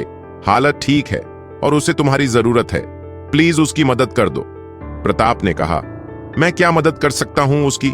ज्यादा मदद कर सकूं इतनी उम्मीद मत रखना। भले उसने मेरे लिए बहुत किया है, पर मैं अभी भी नहीं भूला हूं उसके मां ने मेरे मां के साथ कितना गलत किया है। ये बात सुनकर दादी जी ने अपना सर नीचे झुका दिया और कहा, उसकी मां ने तुम्हारी मां के साथ गलत नहीं किया हो, तुम उल्टा तुम्हारे मां के साथ रहने के लिए राजी थी, पर मैंने ऐसे होने नहीं दिया। मैंने उसे घर से बाहर निकलवा दिया। तब मुझे नहीं पता था कि वह प्रेग्नेंट है। अगर पता होता तो शायद तुम्हारे मां के जगह अरुण की मां होती। उस वक्त में हमारे फैमिली को लेकर बहुत प्रोटेक्टिव हो गई थी। मैं नहीं चाहती थी कि लोग हमारे फैमिली के ऊपर उंगली उठाए, इसलिए मैंने उसे घर से निकाल दिया था। मुझे माफ कर देना, मुझे उस वक्त ऐसा नहीं करना चाहिए था। मैं स्वार्थी बन गई थी। जब मुझे पता चला कि वह प्रेग्नेंट है, मैंने यह बात जाकर अरुण के मां को बताई। उसने कहा, उसे घर लेकर आइए, मेरे पति की गलती की सजा उस बेचारी को क्यों मिलनी चाहिए। हम लोग उसे ढूंढने भी गए, पर शायद उसे पहले ही पता चल गया था कि हम लोग उसे ढूंढ रहे हैं, और उसे ऐसे लगा था शायद हम उससे उसका बच्चा छीनना चाहते हैं, इसलिए वहां उस तक पहुंच पाते। उससे पहले ही यह शहर छोड़कर चली गई थी। हमने उसे बहुत ढूंढने की कोशिश की, पर वह हमें नहीं मिली। हमें पूरे 1 साल तक उसे ढूंढो, फिर भी वह हमें नहीं मिली। हमने बाद में उसे ढूंढना छोड़ दिया। 5 साल बाद वह खुद हमारे पास में लेकर आ गई। उसने तुम्हें हमारे हवाले कर दिया और कहा, यह आपकी अमानत है, आप इसे संभाल लीजिए। मेरे पास ज्यादा वक्त नहीं है, मुझे कैंसर है, मेरी लाइफ कब खत्म होगी मुझे खुद नहीं पता। इसका अब ज्यादा दिन मेरे पास रहना सेफ नहीं है, इसलिए आप इसे अच्छे से संभाल लें और लाड प्यार दें। जब तुम्हें अरुण की मां ने देखा, उसने तुम्हें गोद में उठा लिया और उसने तुम्हारी मां से कहा, आप कहीं मत जाओ, तुम्हें हमारे साथ रह जाओ। मेरे पति ने जो गलती की है उसकी सजा मैं तुम्हें और तुम्हारे बच्चे को नहीं देना चाहती। तुम्हारे मां ने अरुण के मां से कहा, इसके लिए अब बहुत देर हो गई है। इसमें गलती अकेले आपके पति की नहीं है, मेरी भी है। मेरे इस बीमारी के बारे में पता था, यह भी पता था कि मैं ज्यादा दिन जिंदा नहीं रहूंगी, पर मेरी बहुत इच्छा थी मां बनने की। मैं अपने बच्चे को देखना चाहती थी, इसलिए मैंने उससे हेल्प मांगी। आप प्लीज मुझे गलत मत समझना, वह बहुत अच्छे इंसान हैं। तुम्हारी मां की यह बात सुनकर हम सब शॉक हो गए। हमें तो कभी भी यह सच पता नहीं था अगर तुम्हारी माँ नहीं बताती तो शायद कभी पता भी नहीं चल पाता। तुम्हारे माँ ने अरुण के माँ से कहा, मेरे बेटे का ख्याल अपने बेटे की जैसे रखना, और मुझे पता है तुम जरूर करोगी। अरुण के माँ ने तुम्हारे माँ से वादा किया कि कभी भी तुम्हें एक माँ की कमी महसूस नहीं होने देगी। तुम्हारी माँ अरुण के माँ से कुछ कहने वाली थी, पर वह कह नहीं पाई और वही बेहोश हो गई। हम लोग उसे हॉस्पिटल लेकर गए। डॉक्टरों ने उसे एडमिट कर लिया और कहा इनका आखिरी वक्त आ गया है। हम चाहकर भी बचा नहीं सकते। अगर कोई रिलेटिव है जो इनसे मिलना चाहते हैं, आप उन्हें बता दीजिए। उसके बाद आगे क्या हुआ वह तो तुम्हें पता ही है। कैसे मां ने तुम्हारे कान भरना शुरू किए और तुम्हें उन दोनों से दूर कर दिया। आशा है आपको यह कहानी पसंद आई होगी। अगर आपको हमारी कहानियां पसंद आती हैं तो कृपया हमारे चैनल को सब्सक्राइब करें और बेल आइकन को दबाएं ताकि आप हमारी नई कहानियों के बारे में जान सकें।